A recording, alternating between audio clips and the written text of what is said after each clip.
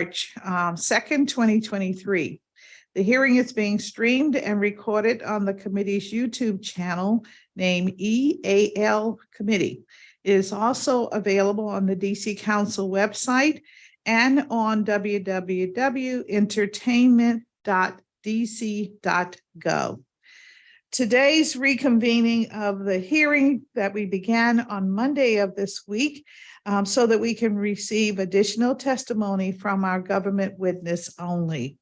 The Department of Employment Services is this committee's largest agency with over 950 FTEs and a budget of over $220 million for FY year 23. The department is the lead labor and workforce development agency for the district with a vast array of programs and services available to both current employees and job seekers. Through its Workforce Development Division and Division of State Initiatives, DOES offers training programs and services to ensure that district residents have the skills and qualifications to gain meaningful, stable, and well-paying employment. This includes youth programs such as the Summer Youth Employment Program and the Year-Round Employment Program, as well as adult programs such as Project Empowerment and the DC Careers Connections. Through its Labor Standard Division, DOES enforces the district's labor laws, such as the minimum wage, and administers the district's workers' compensation program to provide benefits to individuals with employment-related injuries or illnesses. DOES also administers the district's unemployment insurance program to provide income support to unemployed or underemployed district residents, as well as being the administrator of our universal paid family and medical leave programs. The success of DOES depends on the dedication and the commitment of so many people. And it is my hope that this information that we gleaned today focus primarily on the adult training and employment programs will help us to understand the successes and the challenges that this agency may face and its ability to deliver positive results for DC residents. And I want to thank everyone who testified on Monday. And of course, thank the director who is here with us again today. Thank you very much. I had to change my schedule as well because we had other meetings that but we are very happy to accommodate you and get more information out to the public, particularly during this oversight season, Director Morris Hughes. And so with that, I see you're on the screen. And I will now swear you in. If you would raise your right hand, there you go. Do you swear and affirm that your testimony and any statements that you make before us today to be truthful and complete? I do. All right, thank you. And we can begin. I know that you provided us with testimony in the past. And I thank you so very much for that. One of the things I hope today we can do is let's talk a little bit about the adult programs that we have. And I'm particularly interested in putting on the record information regarding the empowerment and DC Careers Connections. So can you talk a little bit about how many residents have been connected? Let's start with employment via the Jobs First initiative. Sure. So well, first of all, good morning, Chairwoman, and thank you so much for a second opportunity to talk about the performance of the DC Department of Employment Services. The Jobs First initiative was really a council action, and it's a pilot for us. It has a little bit of a different model than what we run in our earn and learn workforce development models here in the agency. So conceptually, The Jobs First program is focused on taking individuals that are ready to work or nearly ready to work and connecting them with employment immediately. Now, typically the programs we have here in the agency focus on work readiness skills, oftentimes occupational skills or additional academic support like GED or even sometimes post-secondary education, then a paid work experience, then supporting through case management and job development, unsubsidized employment. The Jobs First program bypasses all of that and goes straight to unsubsidized employment. So it's a new program, and I think we had in FY22, we had 103 district residents that received services through our two grantees, which is Bite Back and Friendship Place. Thank you for that. And wondered, can we talk a little bit about the DSI, which is collaborating with the ONES office? How has that gone? What are some of the challenges faced in this program and supporting the Pathways program participants? Sure, I'd love to. So the ONES office has really taken the project empowerment model and replicated it for a special population that they are serving, which is court-involved individuals, similar to what we serve, but they're a little closer to it on the ground. And so what happens is that there's a work readiness component, there's a paid work experience component, there's behavioral health and a therapeutic component, and then there's assistance with job placement. DOES pays the wages. We also provide job development / case management support, and we work very closely with the ONES office. Thank you very much for that comment, because as I'm thinking about the Jobs First initiative and then hearing the expansion of services that are provided through this ONES office program, it causes me to pause and wonder, why aren't we using the same prescription for the Jobs First initiative as we're using for the ONES office? Because I feel like the ONES office gives an individual a better opportunity for success than, just as you have stated, just putting a person in a job and letting them just sort of be there without all of the support that your agency provides. So I have an answer for that. Good. Which is that I have two answers. So to answer your question directly, why are we not using the same model that we do for the ONES office and project empowerment with Jobs First, is because, and I was going to say unfortunately, but fortunately, you've probably missed some of the very spirited debates that we've had with this committee. But, you know, there is a belief, and I have had district residents come to me and come into DOES and say, you know, I've done work readiness before, but I need to feed my family and I want to get to work. And, you know, when an individual, you know, comes to you and says, I'm ready to work, and I want to work, you know, I think that's something that we should take seriously.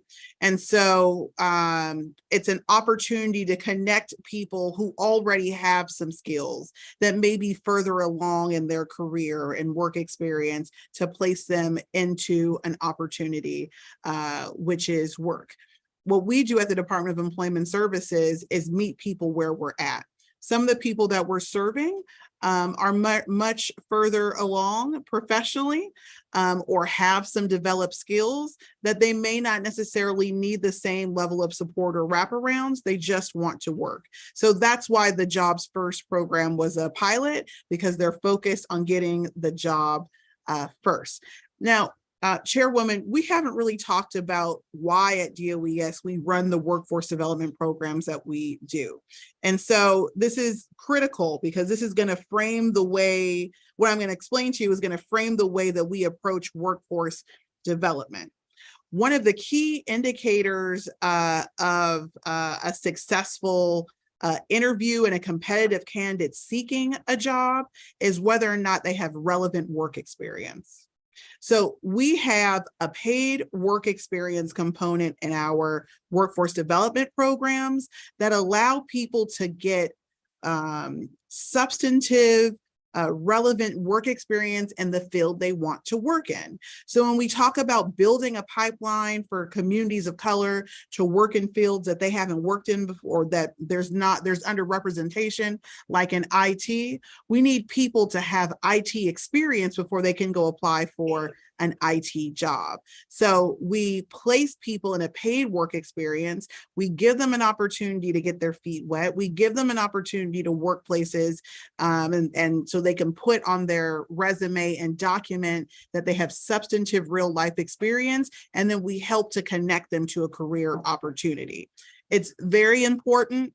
It's new age thinking, but experience is one of the primary indicators of whether or not a person can compete successfully for a job in a career path or industry that they're most interested in. So that's very, very important to note, and that's why we include this component in the majority of all of our programs.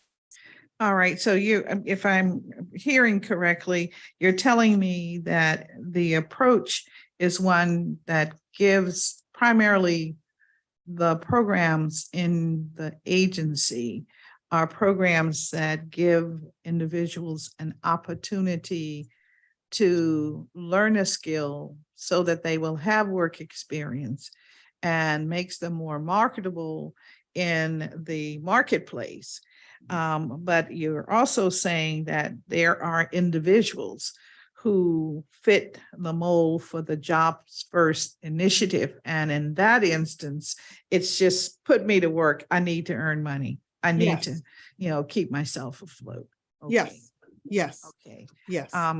Thank you so much. I thought I would come at the opportunity to understand how DOES works by talking real situations, real conditions that we find our public in, so that we're all real clear that it's not either or.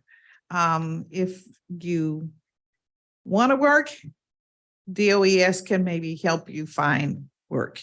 And Chairwoman, to that point, in terms of a real life situation, one of our shining examples is the partnership that we've had with DPW.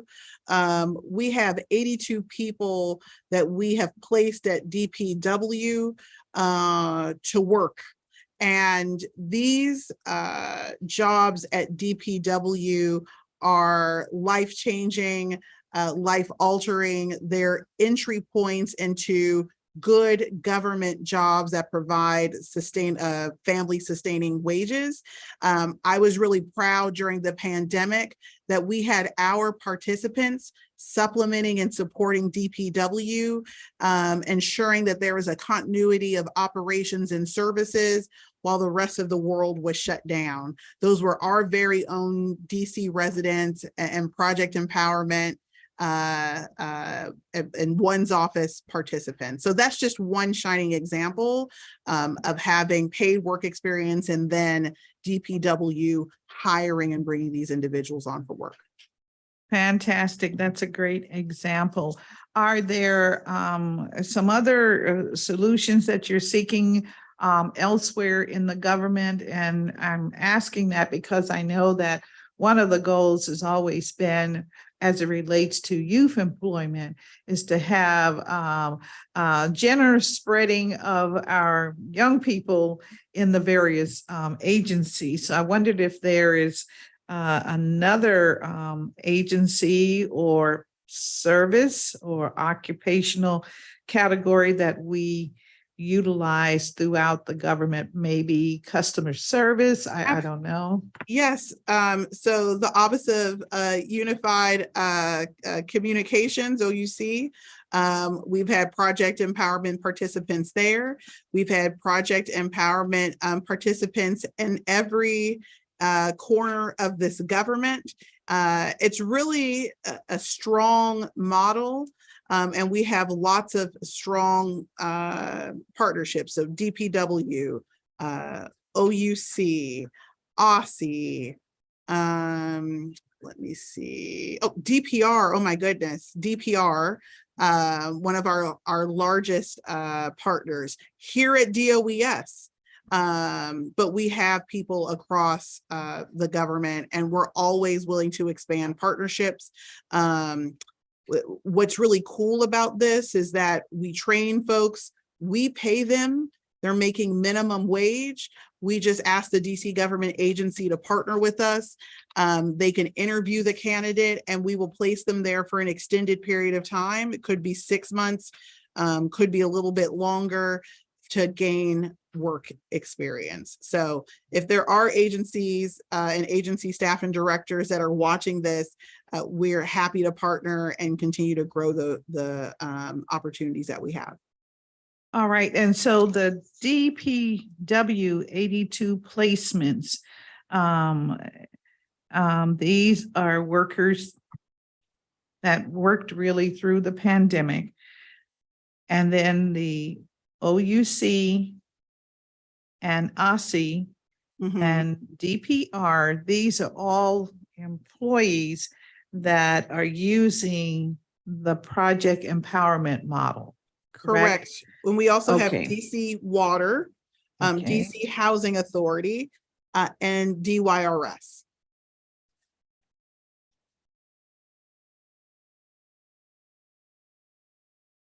All right, and so do you have available there before you the number of employees on the unified communication for each of these entities that you just gave me? I don't have it in front of me, but I'd be happy to follow up with you or your staff post hearing on how many are placed across government. All right, that would be very helpful. I am requesting that, and if I can get that, let's say by the 15th of March, Sure. it would be very helpful. If it could just give us a chart indicating the agencies, the DC government agencies, and any federal agencies that you have placements and the number. Yep. And I think it would be useful to know maybe by gender. You know, that's always good to know. And then if you could indicate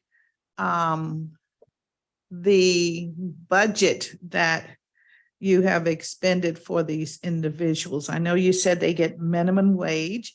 And so if you could tell us that, that would be very helpful.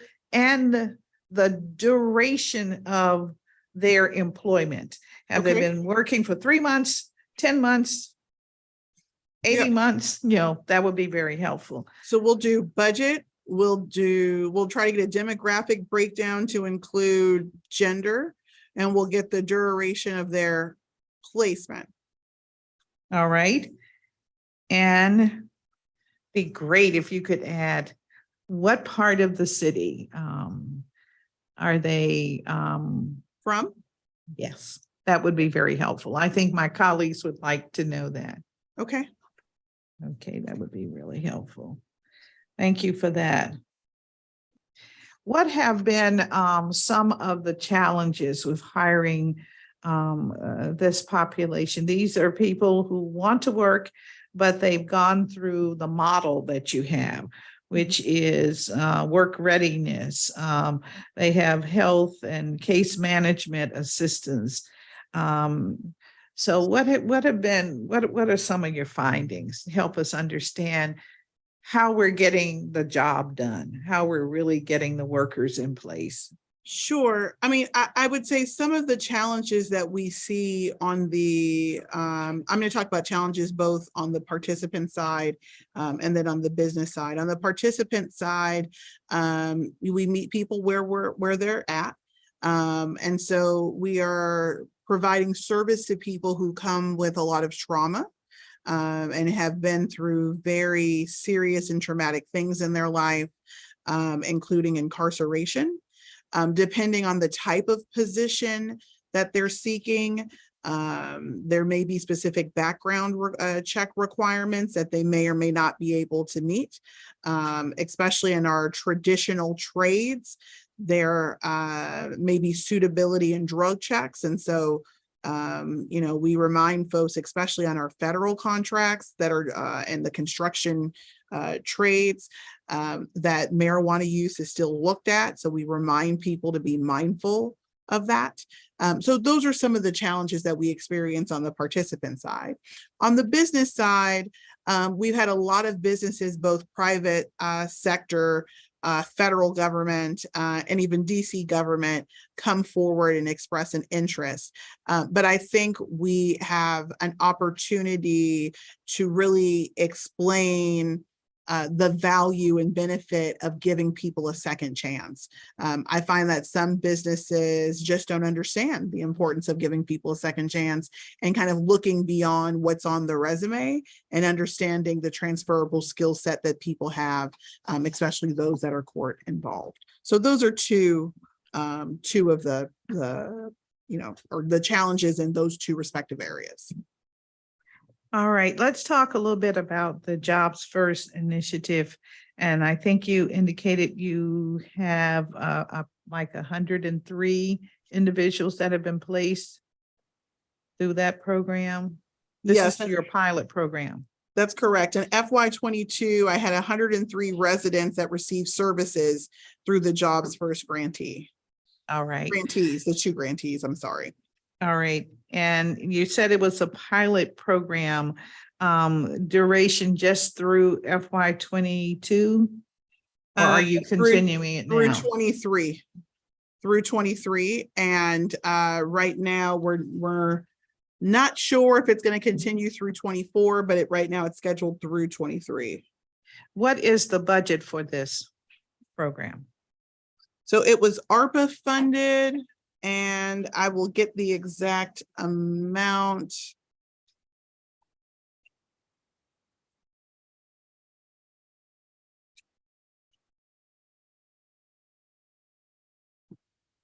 Give me a moment. All right. It was ARPA funded $606,000. Okay. All right. And if I'm not mistaken, opera money can last at least through FY25. So yes, but this program only goes through FY24. This one only goes through FY. So you have 6. Oh, excuse me. I'm sorry. FY23 for FY22 is year 1. FY23 is year 2. It's not budgeted for FY24. That's right. Okay. But it could be budgeted for if it's working. In theory, it could be budgeted for. Mm-hmm. Yeah. So, what has been the fallout from this program? And what I'm asking you, say you only have 103, and I'm assuming this is also payment. Are the jobs, do we pay the individuals who are on the jobs, or does the private sector pay the individuals that are placed in jobs? The private sector pays the wages of the individuals that are in unsubsidized employment. The whole goal is to get individuals into unsubsidized employment. Now, we do provide incentives for people who are in all of our programs in the agency if they have successful completion, but the goal is to get the private sector to pay the wages. All right. And so how do you then use the $606,000 that you have for the program? The money is given via grants. So there's two grantees that were awarded, Bite Back and Friendship Place. So it's through grant funds. We give the money to the grantees. Okay, so you give the money to those two organizations, and is it a grant to do the placement of these individuals? Or Yeah. do they provide some training? I'm just trying to understand how this 606,000 is spent by the two grantees, as you They said. provide placement, case management. They do some recruitment. They also provide very light training. So it's not the full robust training that you'd receive at DOES or through some of our other grantees through the traditional program model. But it's the grantees manage the program with the funding that we provide them. Okay, so it's not really like I'm on the street or I'm just coming from my apartment and I've decided I've got to get to work. And I come to DOES and I say, I'm ready. You know, I have a little work experience, but it doesn't matter. I just have to have a job. And so I'm therefore put into this Jobs First initiative. One of the two grantees, I guess, is who I then am sent to speak with. And they will, I guess, evaluate me Yes. and then place me with an employer that's looking for someone with my whatever skill set I may have, or maybe I don't have any skills. I never had to work. I raised 10 children and I never had to work. I couldn't work. I had babies to look after. So But what happens? Chairwoman, How does it work? Chairwoman, I'd argue, and you know this very well, that even the mom at home that had to raise 10 kids is a job in itself. And so there's some sort of transferable skill set there that would, position them to be a competitive candidate for a job. But the way that you have described it, Chairwoman, is exactly the way it would go. I would tweak one part of your description, which is that the grantees can come to us and say, listen, here's a pool of candidates that we've done outreach to. Do they meet the criteria? Can we serve them? And we say yes, and then everybody goes off into the sunset and completes their respective program and works towards unsubsidized employment. All right. Well, thank you for that. I see my colleague is on and he's getting a little nervous. I'm happy to have you here, Councilmember Fruman, and happy to give you a few minutes to have your questions. As you know, this is a continuation because I didn't get a lot of time the last time but we're very happy to have you here. You're a member of our committee and we want to hear what you got to say. Time is yours now. Thank you very much. I really appreciate it, Chairwoman Bonds. It's a tricky season where you jump from one oversight hearing to the next, and you worry that you're going to miss somebody that you need to talk with. I just had a few questions. It's great to see you, Director Marcius. Likewise. So it's a pleasure. Folks had sent me some material about the tipped wage program, and part of it goes to the data that they cited was that that many employers have reported to DOES that they failed to increase tip workers' base pay when the minimum wage increased July 1, 2021, including many that were paying $4 an hour or less. That 217 out of 547 employers filing reports at DOES were not meeting their obligation to pay tipped workers the full minimum wage when a worker's tips fell below the amount necessary to take a tip credit. And there were some questions about the extent, what do you do in contexts like that? So the first question is, what steps are taken by DOES when a business reports they are paying a worker below the minimum wage into the tip portal, i.e. the worker is making less than $5.35 an hour? Yeah, I'd be happy to answer that question. I will answer. I do want to get on the record, though, that the way that report, the data in that report isn't completely accurate. And I'm not exactly sure the methodology that they used, but it doesn't give the full context. And so I don't agree that 217 out of the 500, whatever the denominator is the accurate number. And I just want to put that on the record. But what we do in the event that we find that someone did not pay the correct minimum wage is that we investigate them. And so we investigate the business. And if we do in fact find that that's not correct, we will go after the business to get the monies owed to the aggrieved or affected worker. And where appropriate, we will levy fine and penalties. So that's what we do. We also do audits in industries where we find that there are the most offenses that occur. So we do this without anyone flagging it for us, but we do these audits. And then we also take complaints. Someone can make a complaint anonymously and we will investigate. Someone can also just make a complaint. We do intake, and we will bring in an employer and mediate a situation before we take them to court if it means we can get the money quickly for the aggrieved employee.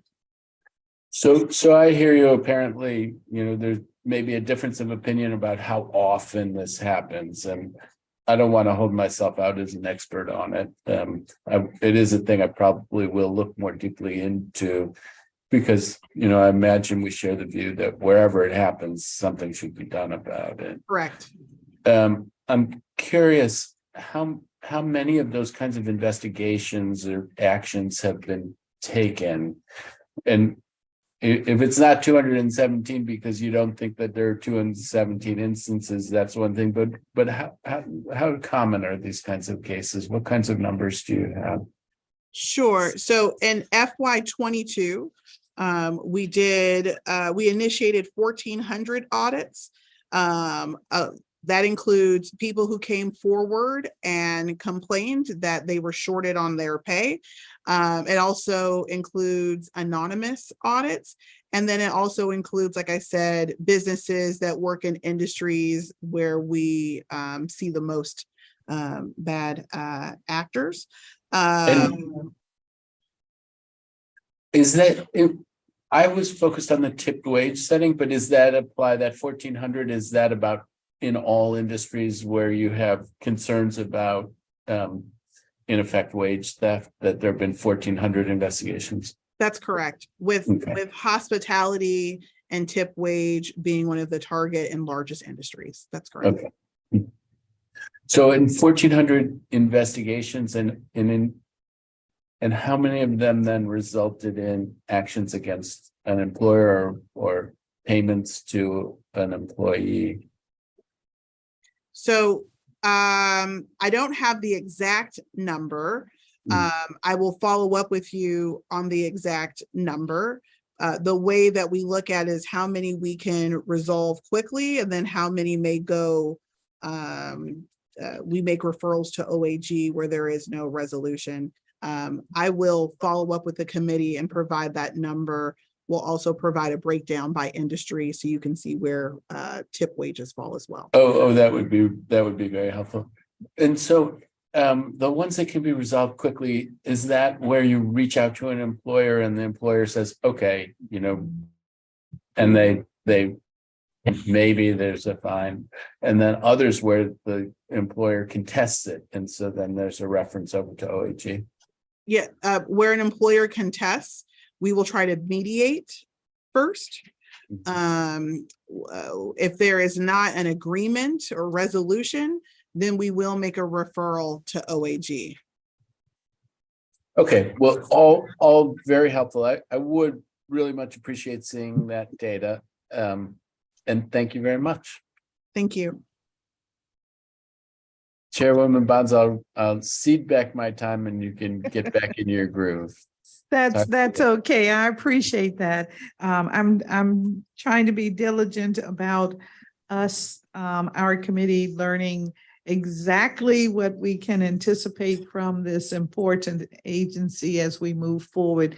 And given the financial report of the other day, I think is their prominence in our government has escalated. And so I want to make sure that we're on top of those measurements that we should be. So thank you. And tip workers is an area that we really have to look closely at, because it is, I find that the screams, the louder you scream, the more attention that you get. And this is a sexy occupational category.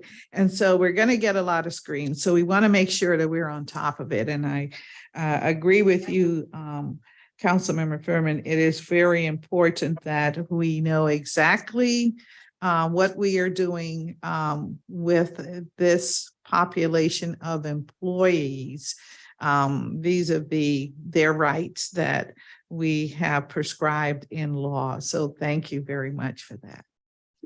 And thank you. Sometimes it's good to get a little break too. So I gave you a little break. You did. Thank you.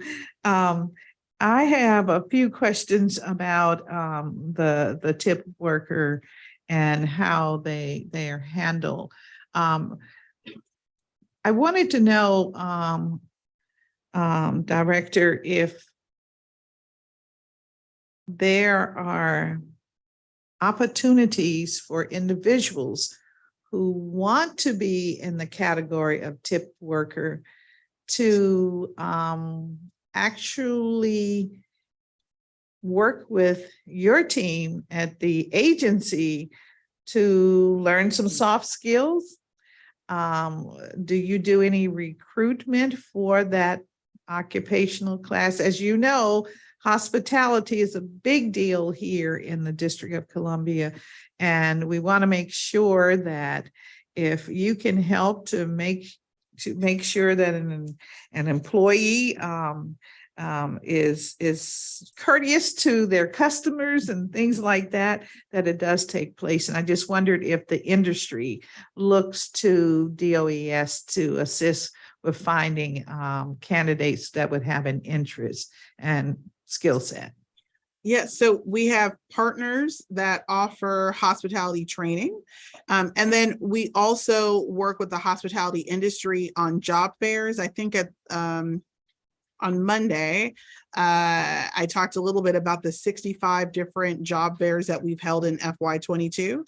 So we do partner with the hospitality industry to find candidates to work in the industry. So yes to both. All right.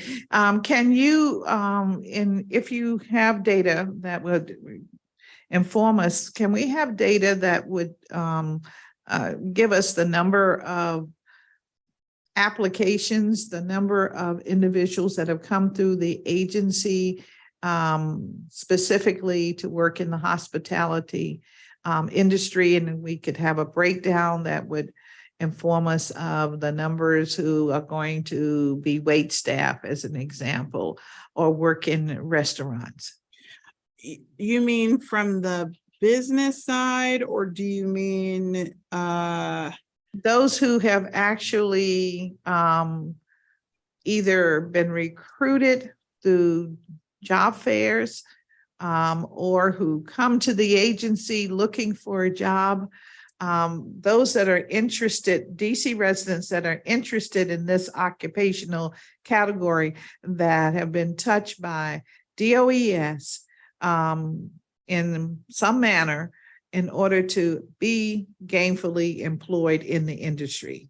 Okay, what we could provide is the number of people who were unemployed, who came from the hospitality industry. That I think it's safe to assume is looking for employment. So I can provide that data point.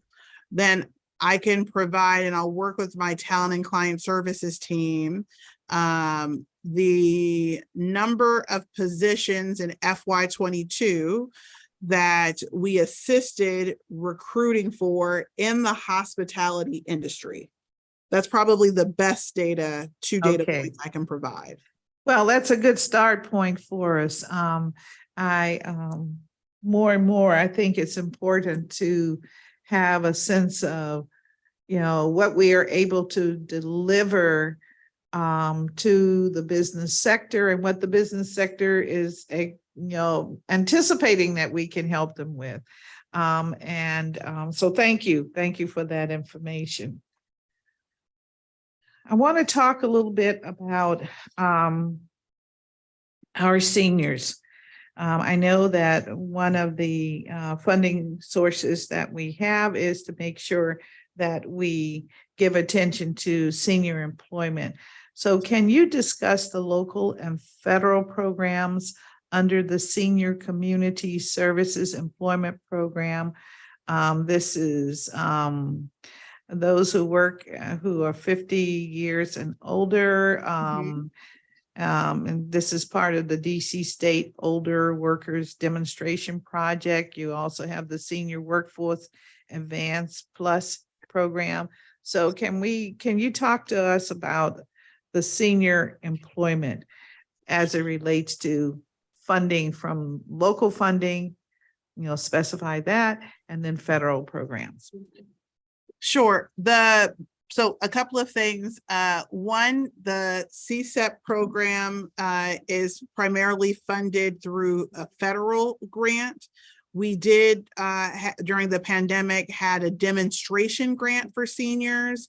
It was one-time funding that we currently do not, that we no longer have. In FY23, we have 23 seniors enrolled in the CSEP program. It is probably our smallest program that we have to date. Currently, there isn't local funds dedicated to the senior program. It's only federal funding. The acronym you're using, would this be the Senior Community Services Employment Program?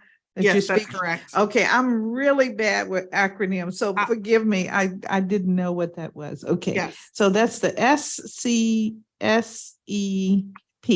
Yes. Okay. All right. Yeah. Okay. And so you only have 23 enrolled, and that funding ends when? It's federal funding. Mm-hmm. And so we'll exhaust that portion at the end of the federal fiscal year, which is June 30. Okay. All right. That's important for the public to know. It's a different fiscal time frame than the one that we use for the District of Columbia government. So, yes. All right. So you only have 23, and how are they placed, or where are they placed, and what is their occupational interest? So first they go through training, and they have job coaches, and they're placed all over. We have a handful of people placed in government agencies. I think we have approximately 5 or so. And then the organization we contract with to implement the program works on placements in the private sector and in community-based organizations. Okay, well, we only have 23, so it can't be many places that they're working, correct? That's correct in theory. So what are they doing? I mean, what is it what service do they perform? Sure. So there's actually 11 host sites for the 23 people. And anything from administrative work, customer service, let's see, mostly administrative customer service, front desk work. All right. Okay. And funding ends this year in June. And how much was the federal demo money? How much was that? The federal funds dedicated to this program, I think it's approximately $350,000, but I'll confirm the amount. Okay.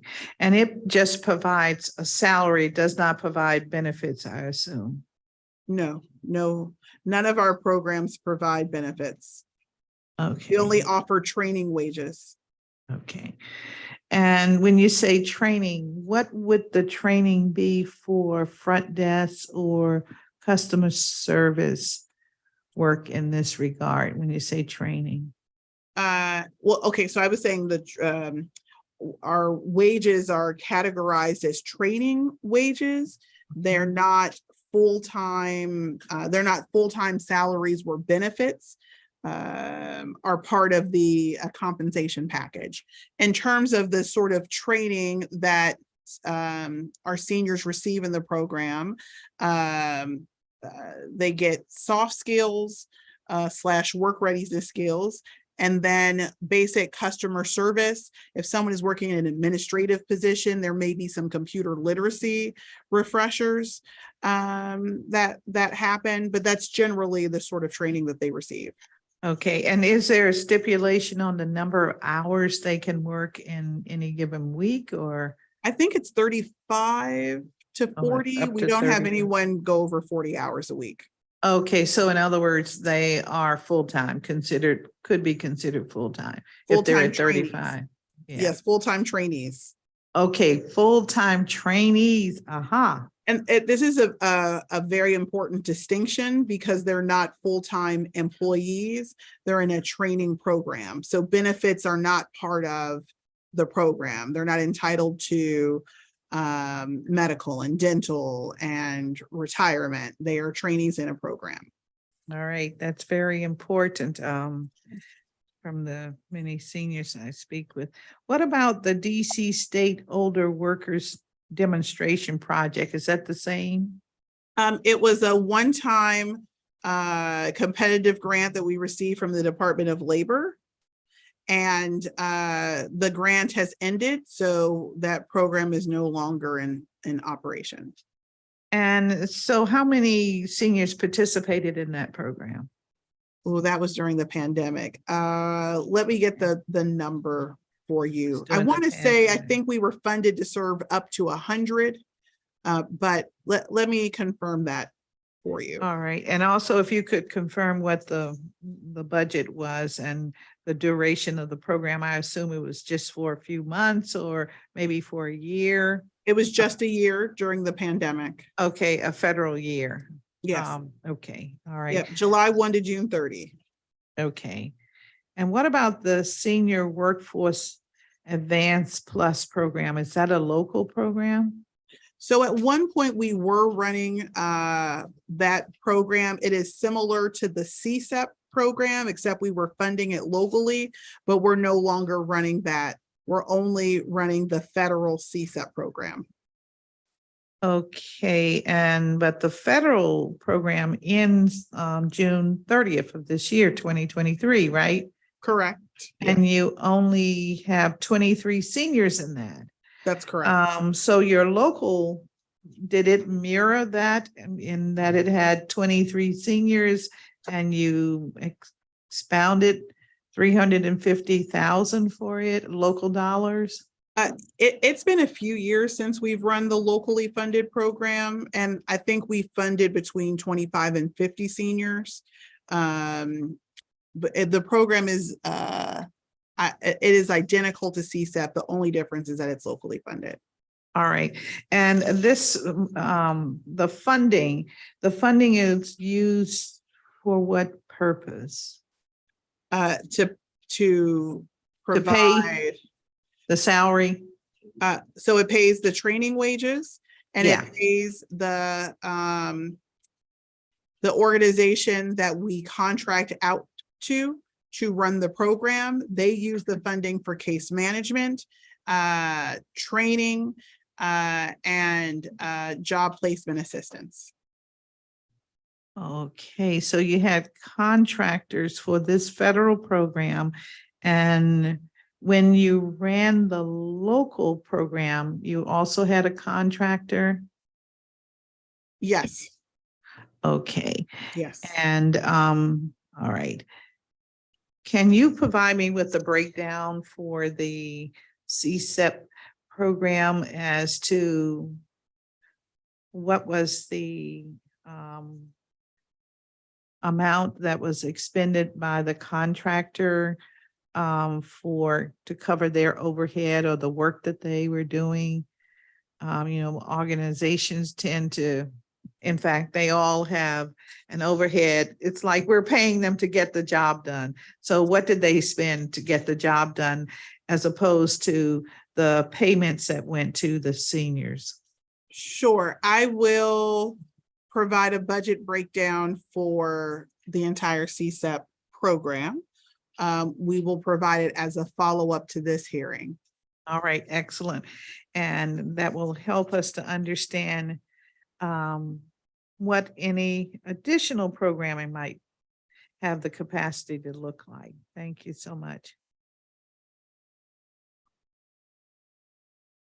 Does the agency track the number of seniors who apply for DOES programs, not just these that are specified as seniors, but do you keep data on the age and gender of the applicants for any of your programs? I have data on the number of seniors by ward who are receiving services from DOES. All right, great. And so, but you don't keep any data on those that make application and sort of end up having to walk away because they're not serviced. No. Okay. I have data on people who are receiving services, not Okay. those who come in but don't go forward with the service. All right, thank you.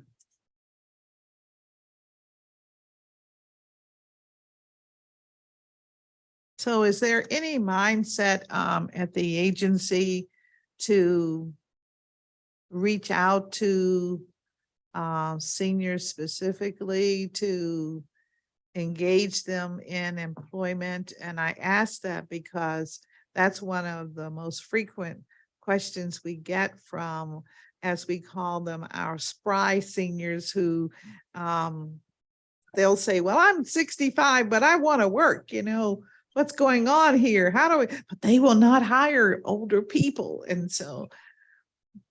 Yeah, no, so here's the great thing about DOES is that we're multi-generational here in terms of the population that we serve. So we do outreach to everyone across the board. Matter of fact, it's very common that a mom, dad, child, and grandparent could be receiving services from DOES all at the same time.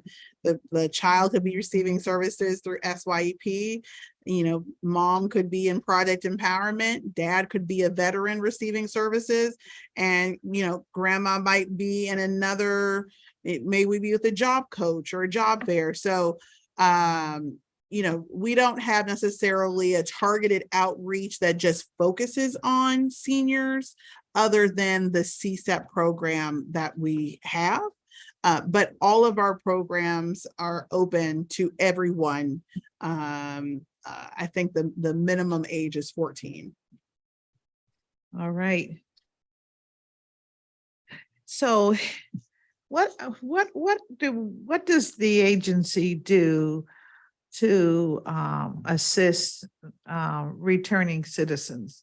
They're required to have a job and they're required to return to the community of their origin. And so that's DC.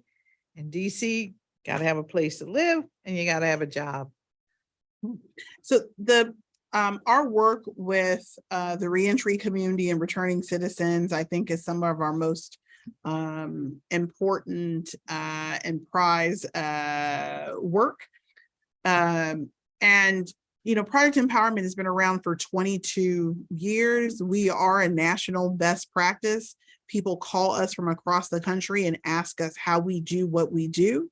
And that's because we're a transitional job program. So, let's start first at the very beginning, before you even get to intake. We partner with corrections and CSOSA.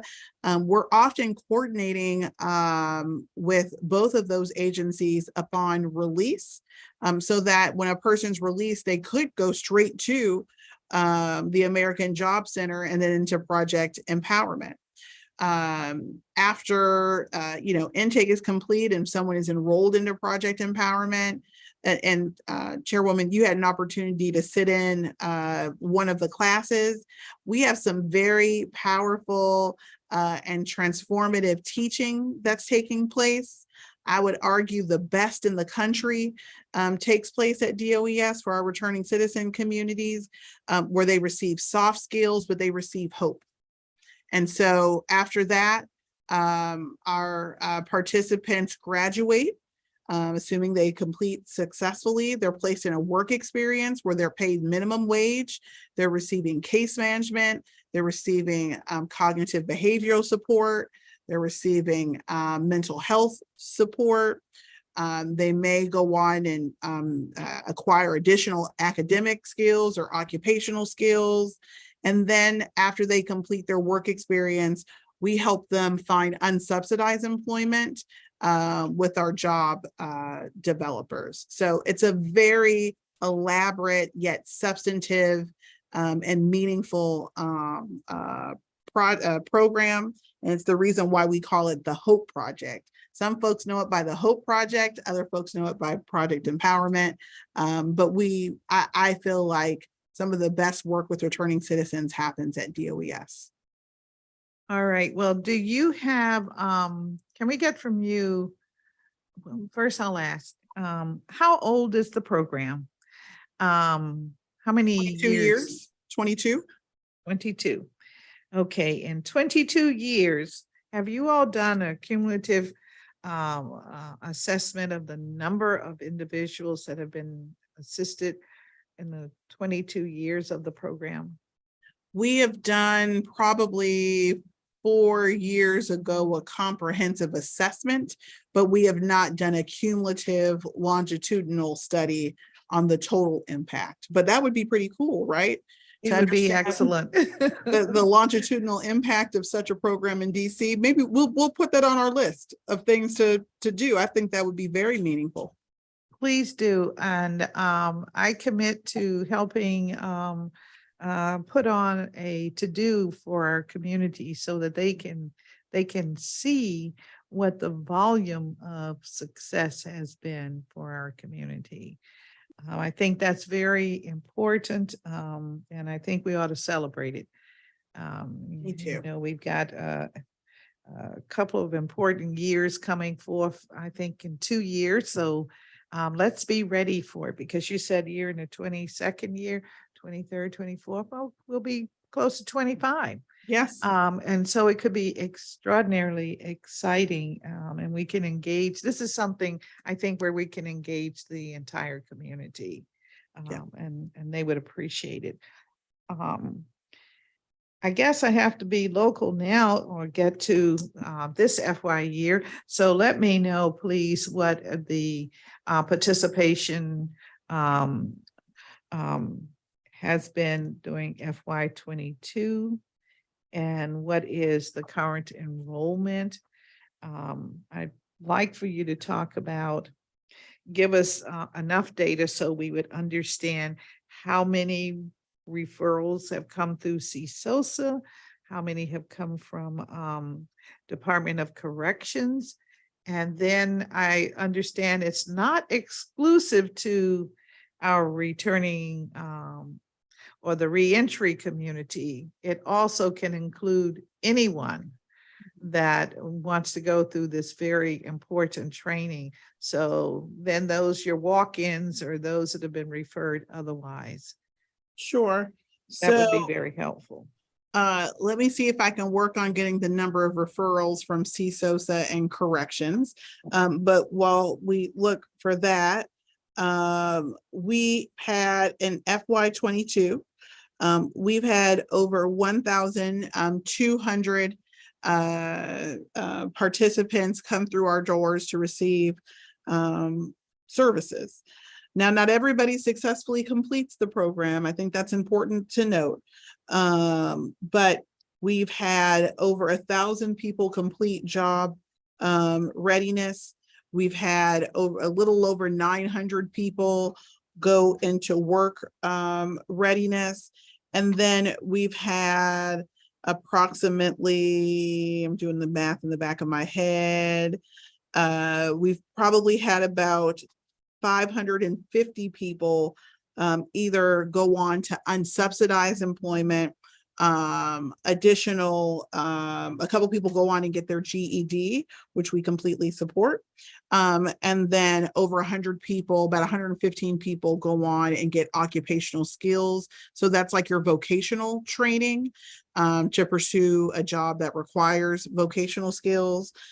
So we've had close to 550 people complete the program after job placement, after work experience, which is the subsidized paid work experience to go on either find a job or pursue additional training or education. Yes, thank you. Thank you for, advising the public of those numbers. I think that was some of the information that you responded to, and we have that. Yeah, I remember reading that. Mhm. So when you started articulating the categories, I said, that's what I read. That's a good track record. So this program will continue, correct? That's correct. Okay, because correct. we've got 25 years that we're moving towards. That's right. This program will continue on. It's really an amazing program. So funding, Okay. do we have, do we need more funding? And I'm asking that question because I'm assuming that we could perhaps accommodate more individuals. You So- said We're funded to serve 1,800 participants this year. And that is, that's an increase over what we served last year. So I think 1,800 is a really, big number for us to reach. I feel very good that we will come close to it, but I think the level that we're at right now, and then given the quality of the programming that we want to maintain, is sufficient. Now, the increase in the number of program participant slots is through ARPA funding. And I believe we are funded through 24 at this higher level. So we'll have to have some other conversations, should we want to maintain the same service level after 24. all right. And what does this program cost on a yearly basis, or what's the cost for FY22? So the majority of our funding is in wages. I'm going to give you a rough back of the estimate number and say we're probably around 22 million in terms of program implementation and costs. We have brought on additional staff through ARPA funding, and I think our staff levels probably top out at about 60 FTEs. Okay, so 60 FTEs maintain this program, and majority of the 22 million is for wages. Mm-hmm. All right, And that's my back of the envelope math. Yeah. Okay, and the 22 million is federal dollars. There's ARPA replacement. Okay, and so if we're moving forward to FY25 as we get closer to the anniversary year,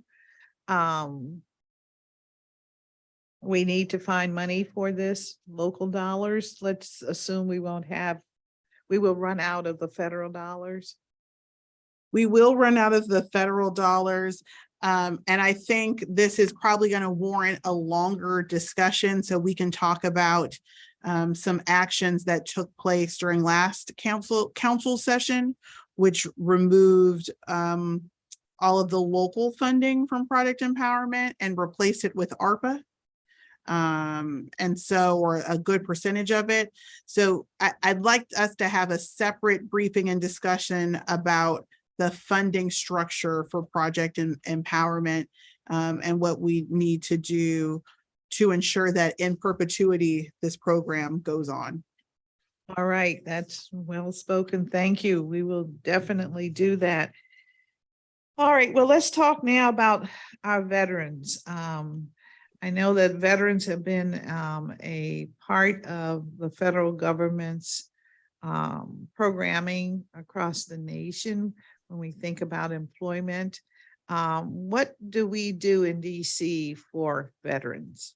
Yes, so we actually located here at the, here is the DOES headquarters. You know, we have locations across the city. We actually have a Department of Labor Veterans Affairs federal person here on site, but we have what we call DVOPs, which they're veteran case managers and job developers. So if you are a veteran and you come to the Department of Employment Services American Job Center, you have a priority of service because of the service that you've given to your country.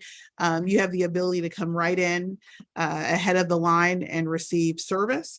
We offer job training. We offer occupational skills training. We offer case management. We can connect you to behavioral health supports. You name it, we do it for veterans, but it's part of a larger federal program. We currently have 51 veterans that are actively being served and are in training or receiving some sort of service from us today.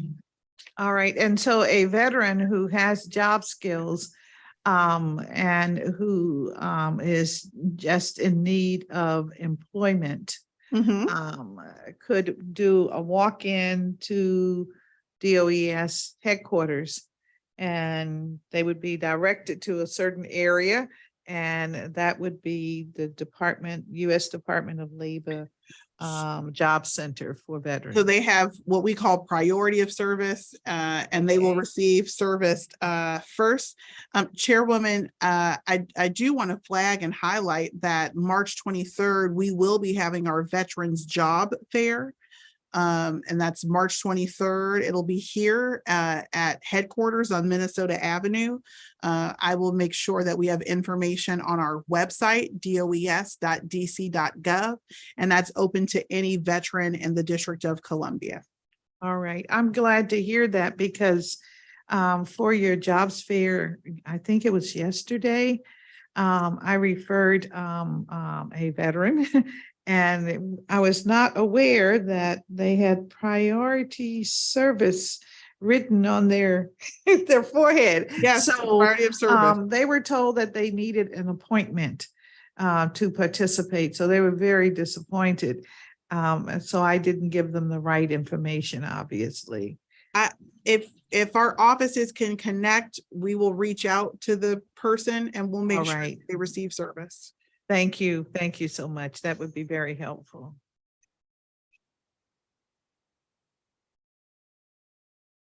Okay, we want to talk about the apprenticeship programs because apparently they are treated separately because so many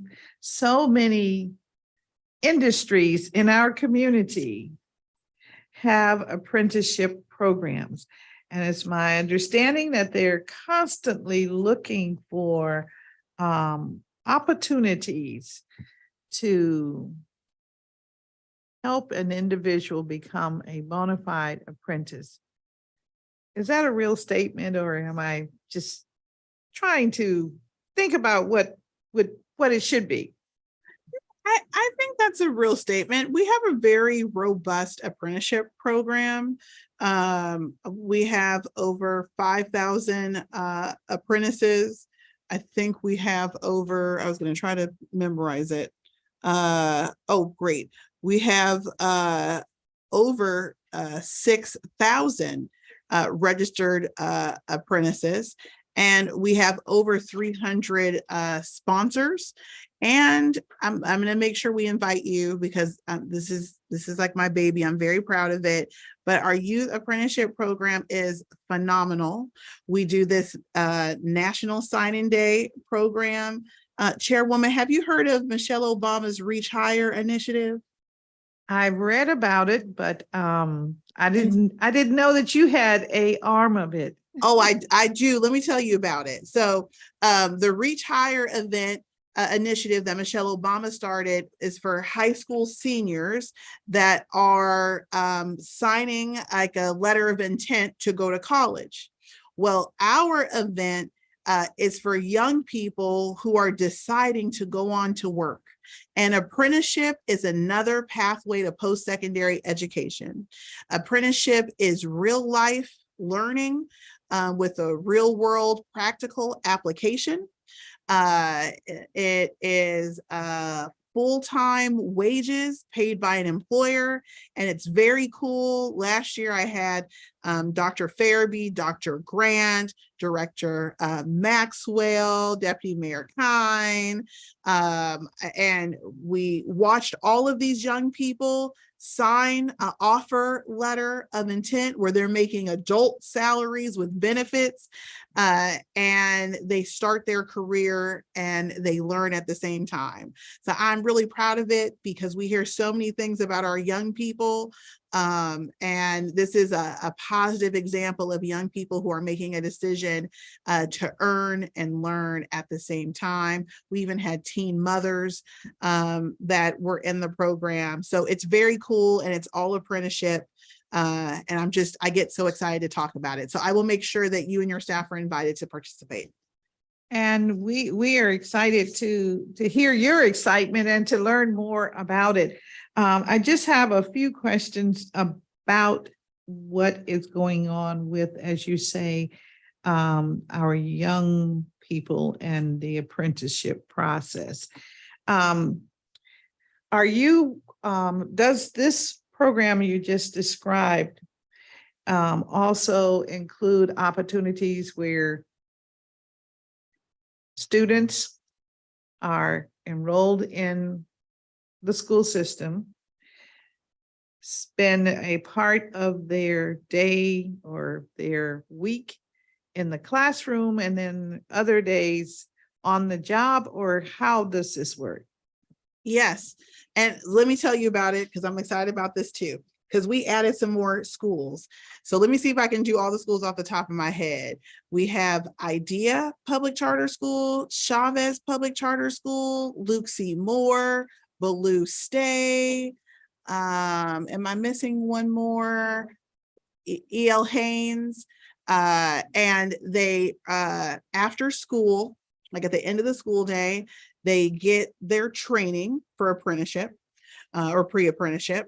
And it could be electrical, but it's usually in the skilled trades.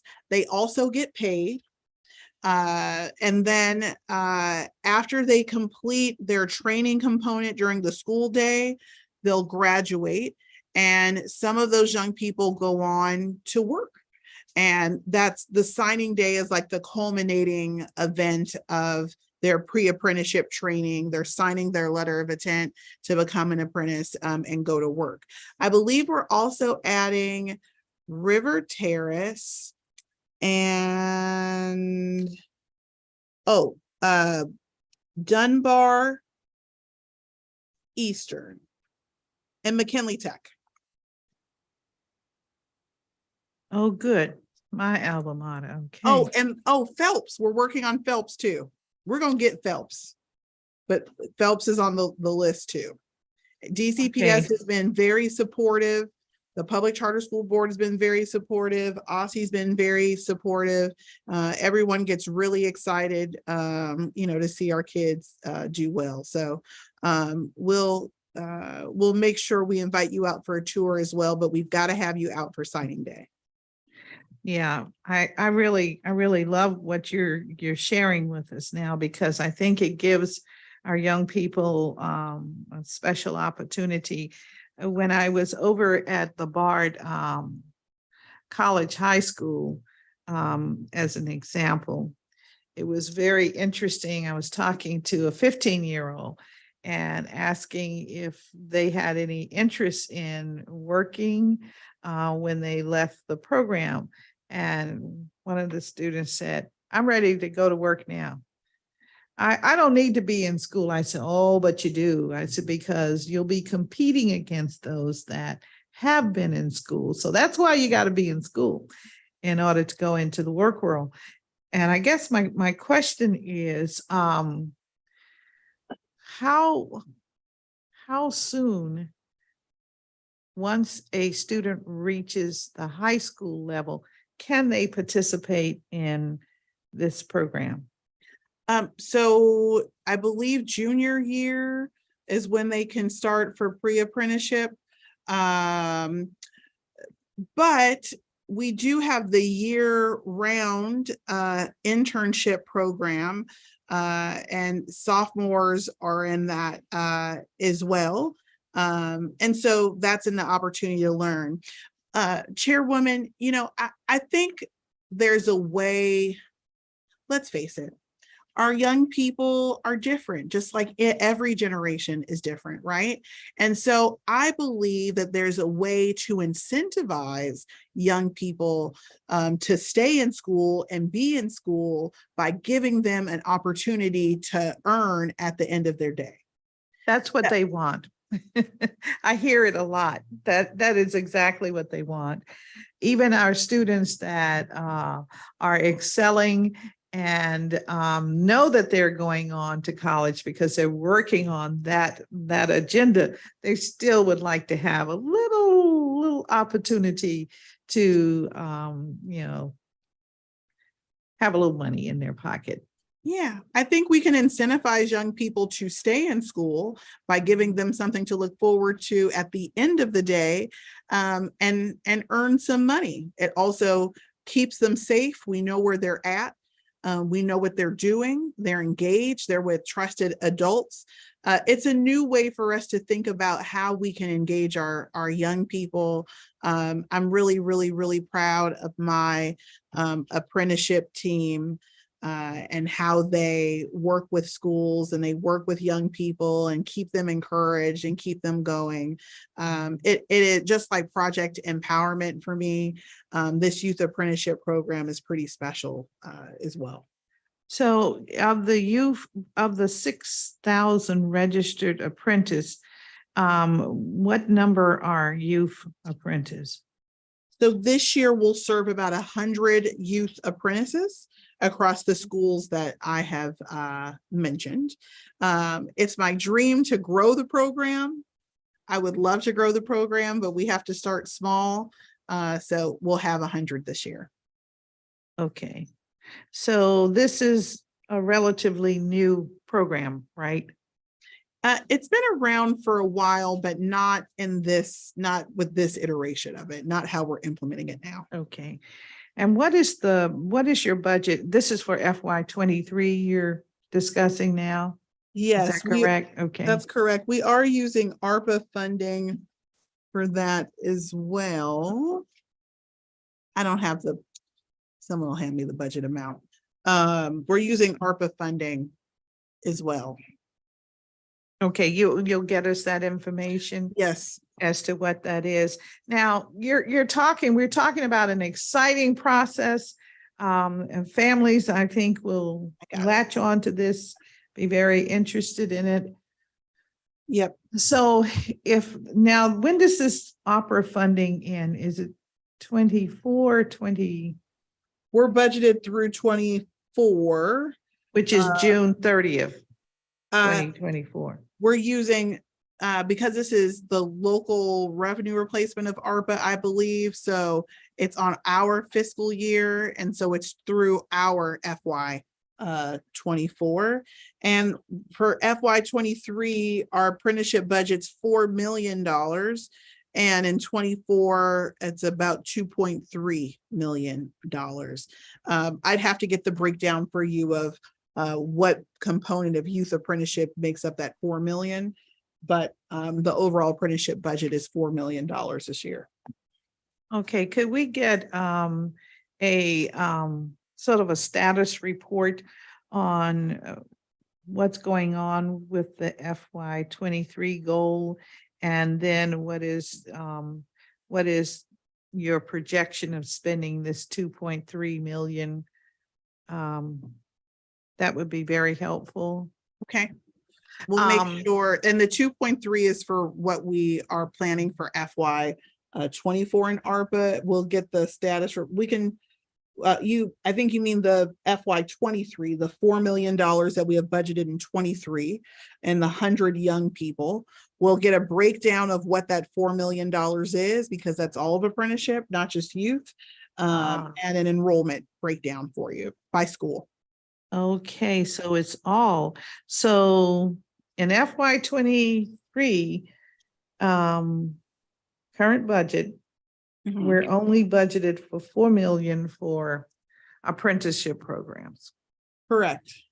Okay, well, that would mean adults and our youth, correct? Correct. Collective. All right, well, let's continue to talk about the youth for a quick minute on this, and then let's move to the adults, because if the work of your agency and getting people, our residents employed, it's where I'll say it's where it's at. 4 million is not going to get it. And so we really need to talk about these numbers. So I would like to, also have a blow up discussion with you about the apprenticeship programs and where we're really going as a society here in the District of Columbia. And I know that there are many programs, transportation, housing, and what have you. But if you don't have a job, you're not going to survive here in the District of Columbia. Yeah, and Chairwoman, one of the things that I hear when I'm in the community, and I hear it very loudly and resounding, is that people want vocational education. Yes. Want vocational training. They want an opportunity for jobs in the trades. And people are starting to get, word about the new, what new jobs and new trades exist. And so what I am trying to do is, bring solutions and responses to the needs of the community, which is why we've doubled down on our investment in youth apprenticeship. Because we've heard from parents and community members and young people, bring back the trades, bring back vocational training. So I'm happy to discuss with you. I think we could be allies and partners, and trying to provide district residents what they're asking for, which is more vocational training, not just for adults, but for young people. Yes, and coupled with training, they want the opportunity to work in these trades. They do. And to, have an opportunity to make successful lives. So Yes. so we're 100% together on that. Thank you very much for that. So we'll just put a pin in that, and we're going to get to that 100%.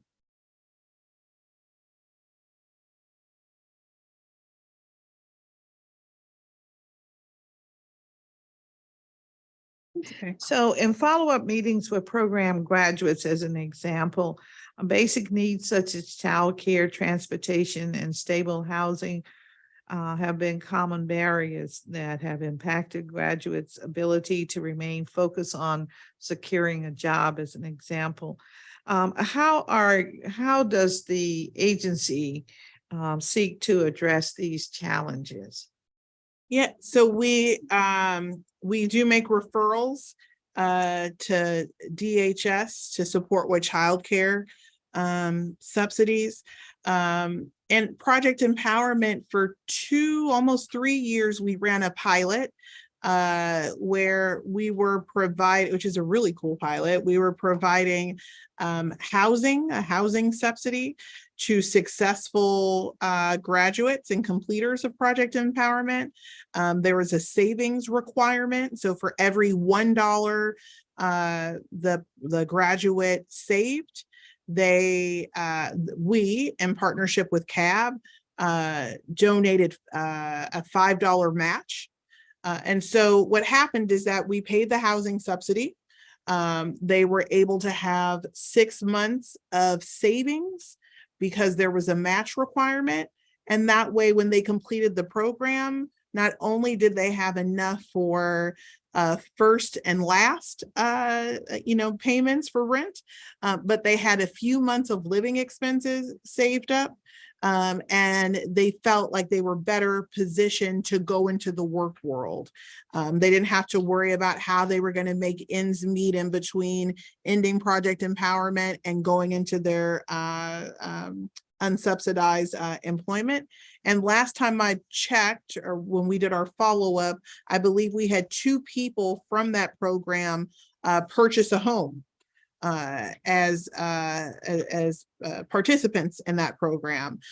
So that was a pilot we ran. We are not running that pilot this year, but it was a successful pilot that we ran that was able to resolve housing issues and having enough for a down payment for your first and last month's rent. So how many participated in the pilot? We had approximately 50 people over the course of 3 years participate in the pilot. I believe we dedicated close to $650,000 in the pilot, and we partnered with CAB to do the savings account requirements. What is CAB? Community Asset.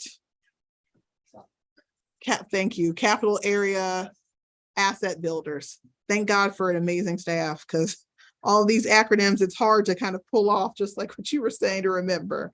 Capital Area Asset Builders, CAB. Okay. So again, I take it the programs that we discussed thus far today, they're programs that where your agency provides a contract with a community-based organization to stand up the program.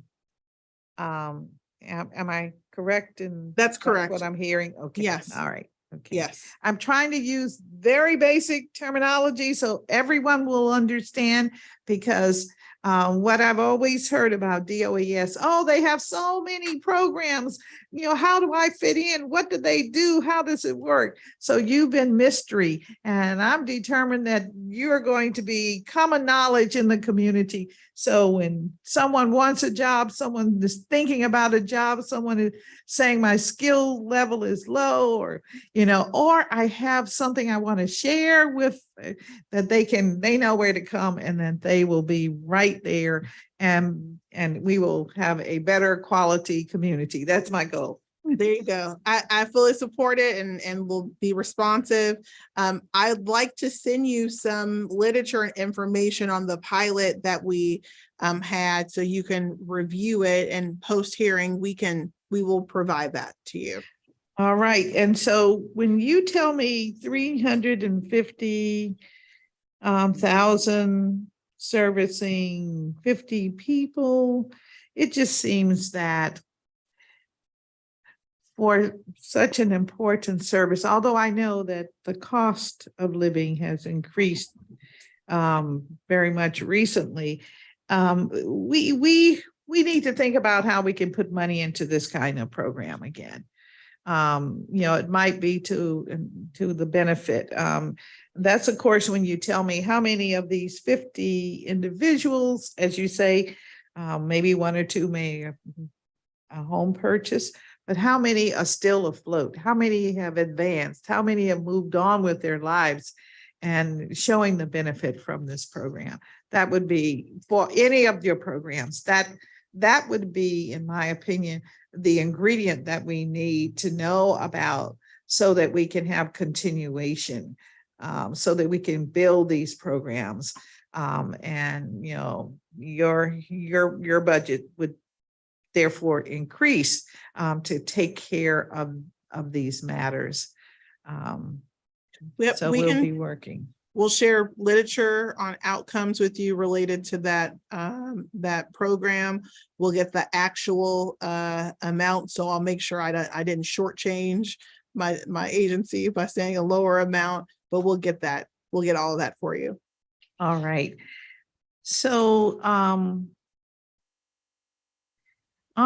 unemployment insurance, what is your timeline for processing an application? So our performance measure, our benchmark is 21 days. That is established by the Department of Labor. So in a perfect scenario, we have 21 days from the date the claim is filed to process the claim. Now, during the pandemic, because of the amount of claims that we received, we did not process all claims during that timeline. I think that is no surprise to anybody. Prior to the pandemic, we were #1 in our region for first payment promptness. That means that the District of Columbia paid out benefits faster than any other state in our eastern region. But the pandemic changed that for everybody in the United States. And so the 21-day benchmark had not been met, but I'm pleased to say that we are now trending towards a 21-day benchmark. So those problem cases brought your timeline down. And so average, what's your average? It's not 21 days. So what's your average now? I would say, well, I wouldn't say problem cases. I would say the number and the volume of cases brought down our timeline. I can share with you the number, the percentage of claims that are filed within a time frame. Give me a moment here.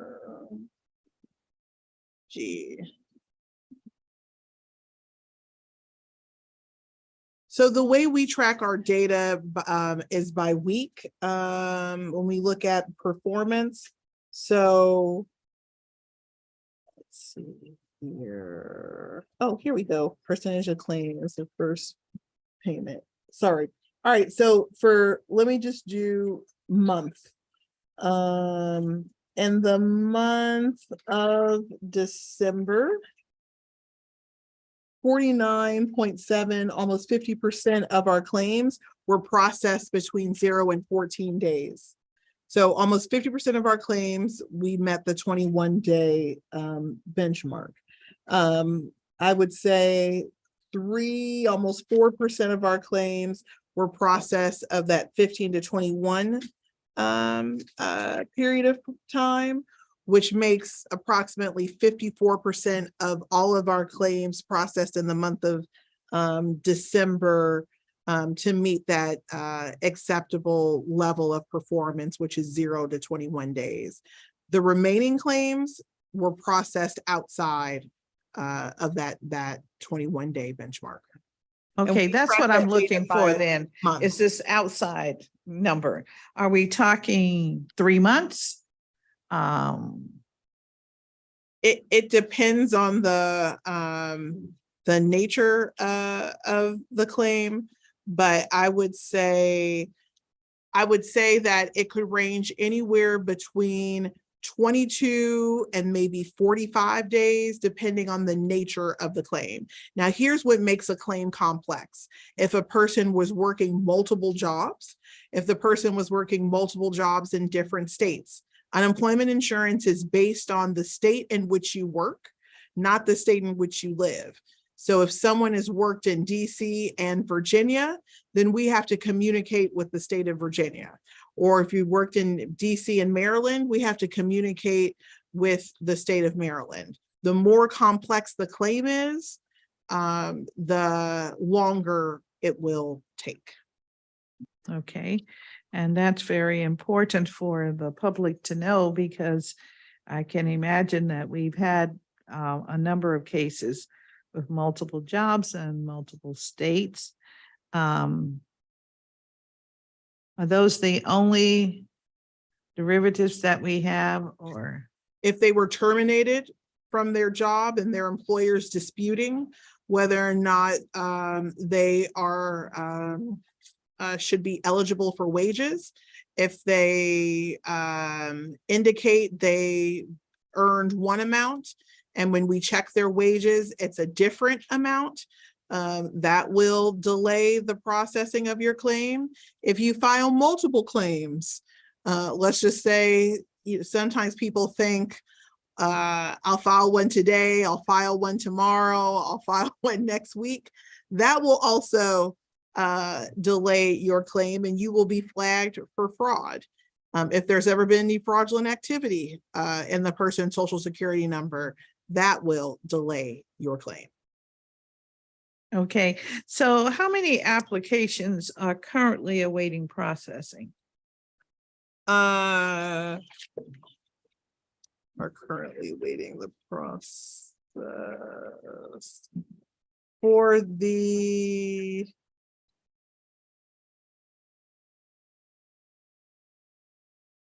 sorry, give me one moment.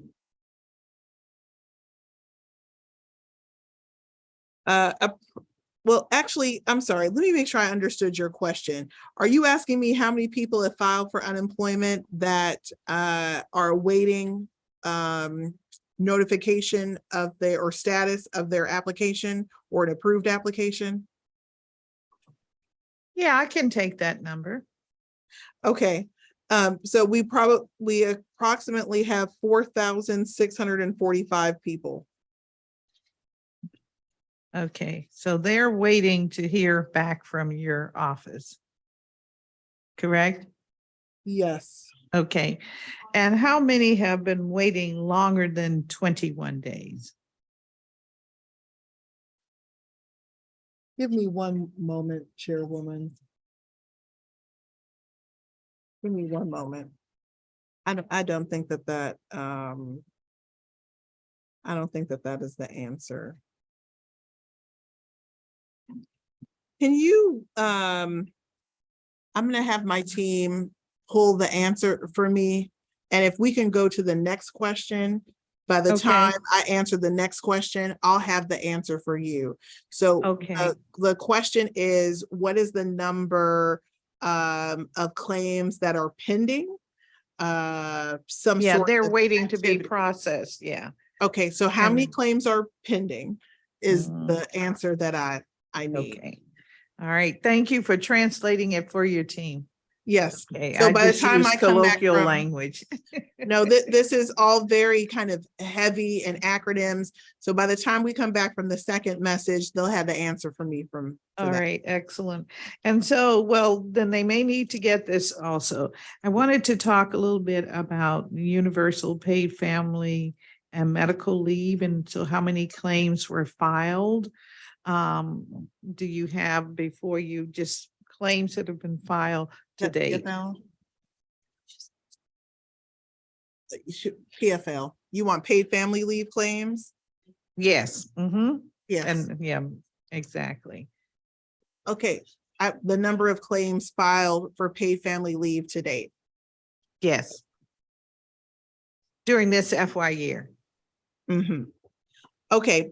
And while they look for that answer, let me give you the answer for the first one, which is that I currently have 4,600 over 4,600 claims that are currently active and being paid at unemployment insurance.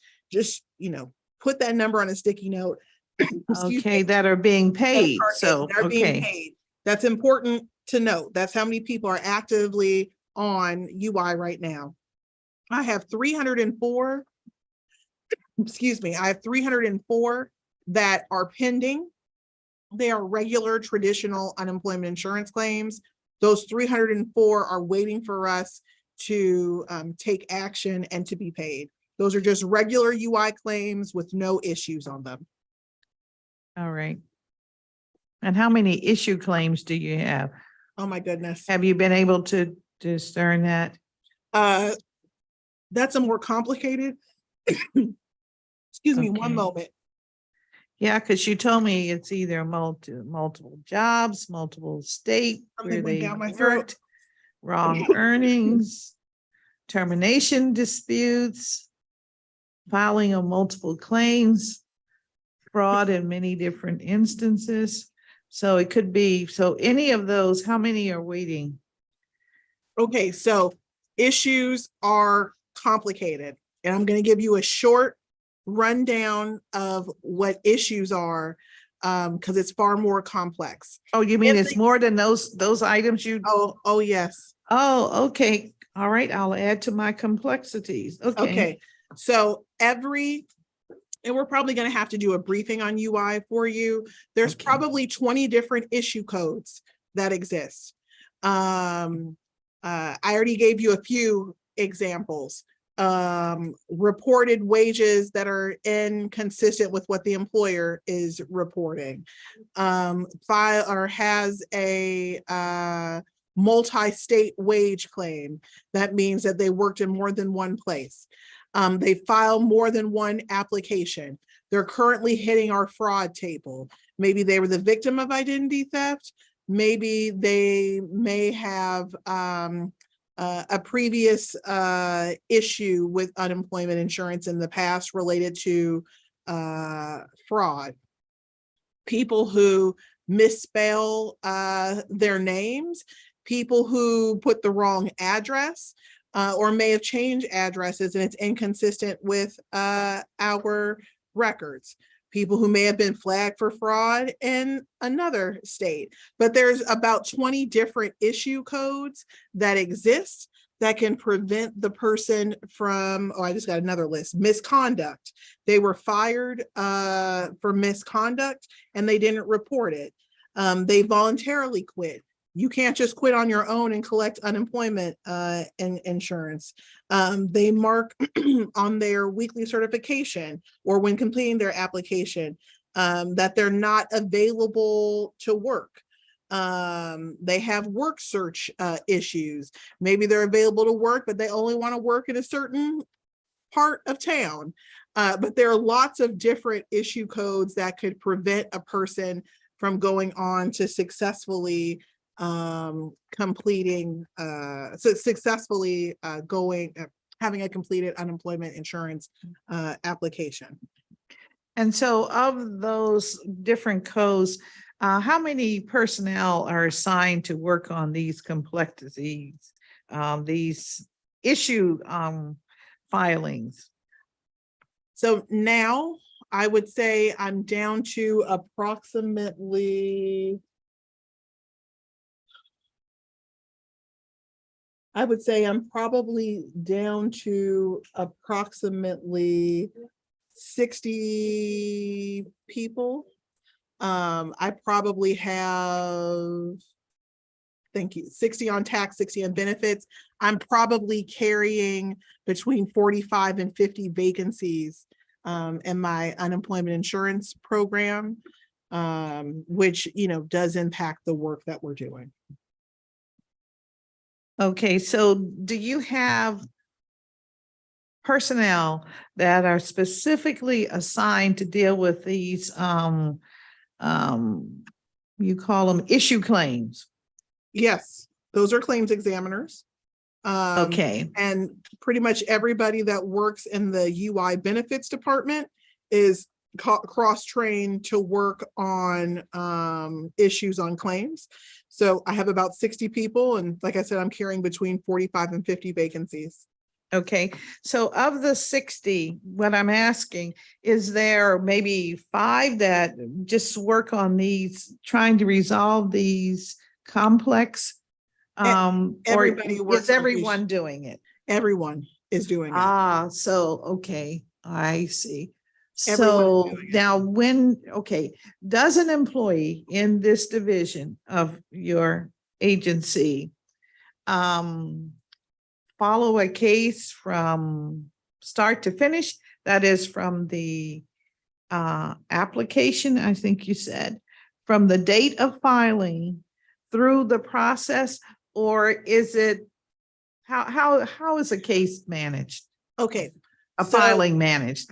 I guess that's better And question. when we do a briefing, I'll make sure we schedule a briefing. We have a flow chart of the claims processing. So remember, this is all automated, old system, but automated.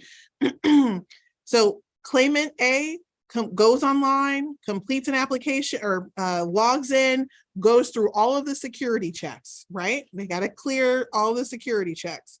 Once they clear the security checks and everything lines up, they complete the information.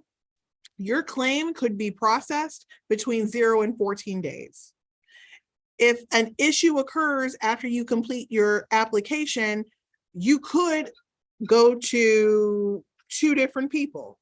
Let's say, for instance, you have 2 issues. You owe money on an old unemployment insurance claim. You're going to have to go to somebody in our benefit payment control unit. And let's say that you were fired for misconduct and your employer has indicated that, you're going to have to go to a claim examiner. All of the claims have to be cleared before you receive payment.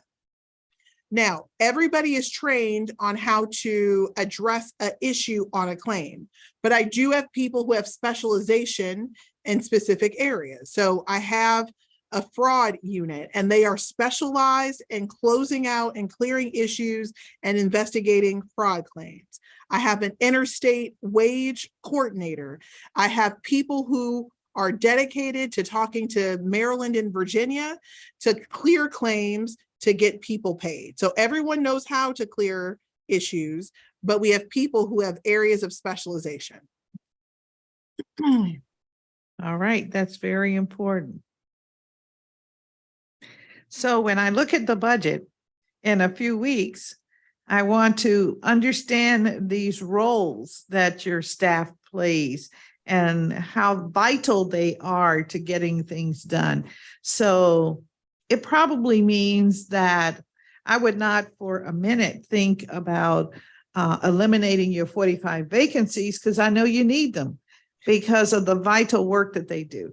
So like I said, I come at it from the bottom up, but I want the public to understand what we're doing, how their tax dollars are spent to serve them. So thank you very much for that. No, thank you. And, a lot of folks don't realize that the program is primarily federally funded. We do have a small amount of, it was CARES Act funding, but non-UI grant funding that we received during the pandemic to help us with the response of the pandemic. When unemployment is high, the feds give us more money and more resources to process unemployment claims. When unemployment is low, and right now we're at a historic low, we get less money.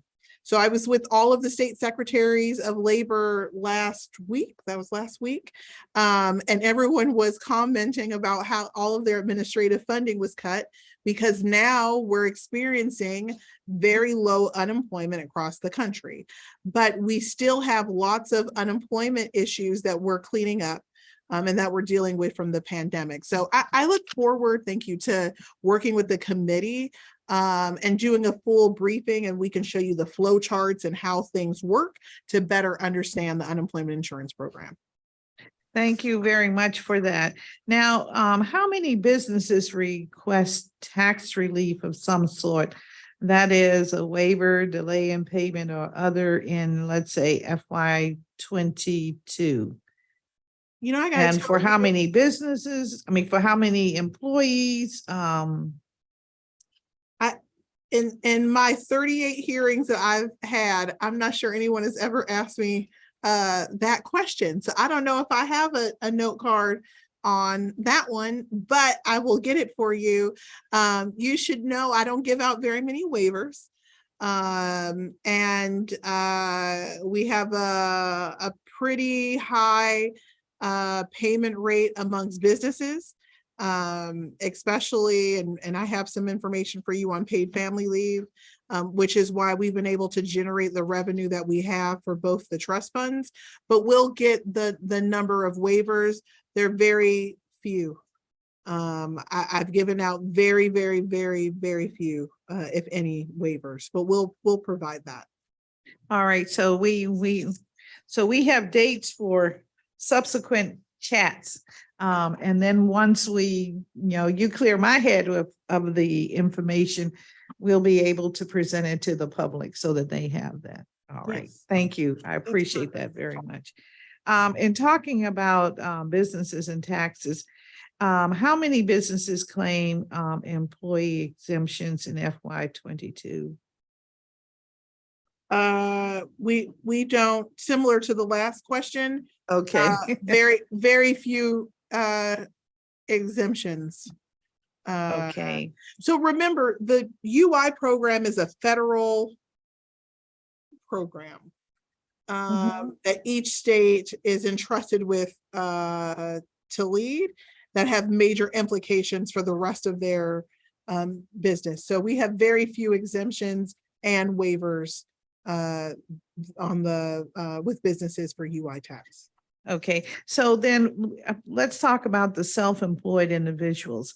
How many have opted into the paid leave program since its inception in July of 2019?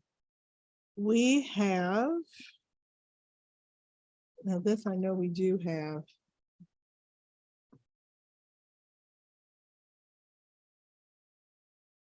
$77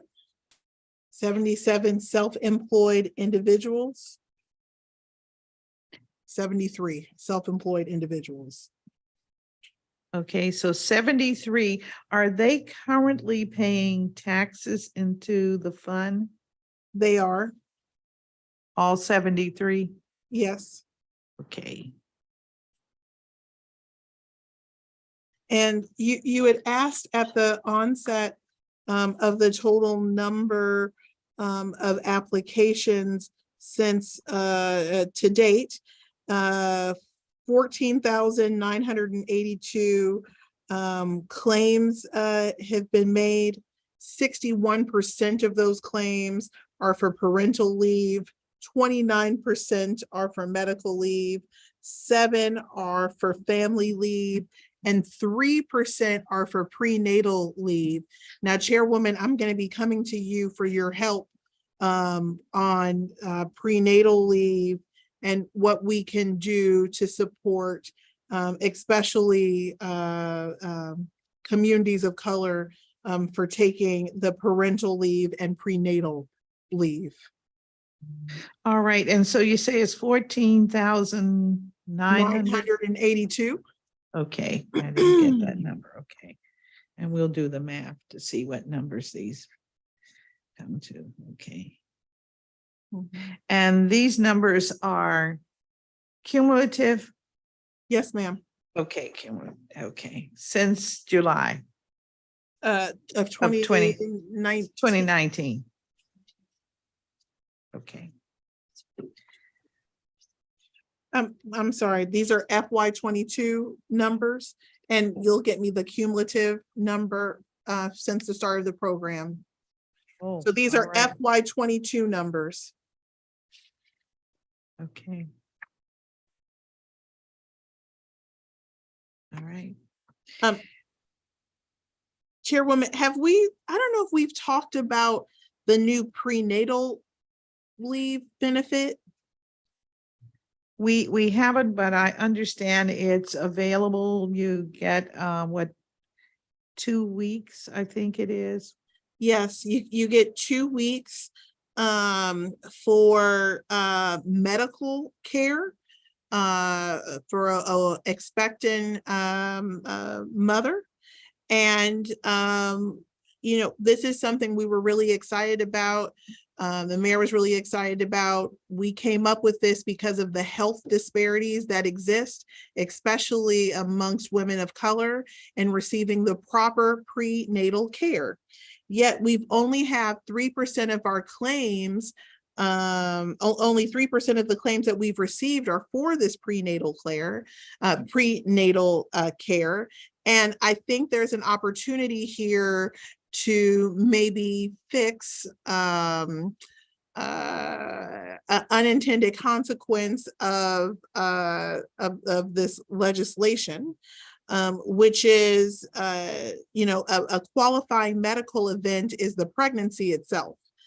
But the way and the final draft of the legislation is that it had to be connected to like a medical event. So therefore, it's preventing women from getting prenatal care and using this benefit for prenatal care. So if you're like hospitalized prior to pregnancy, you can use this. But if you need to go get an ultrasound or a glucose test or, something related to pregnancy and prenatal care, you can't use it.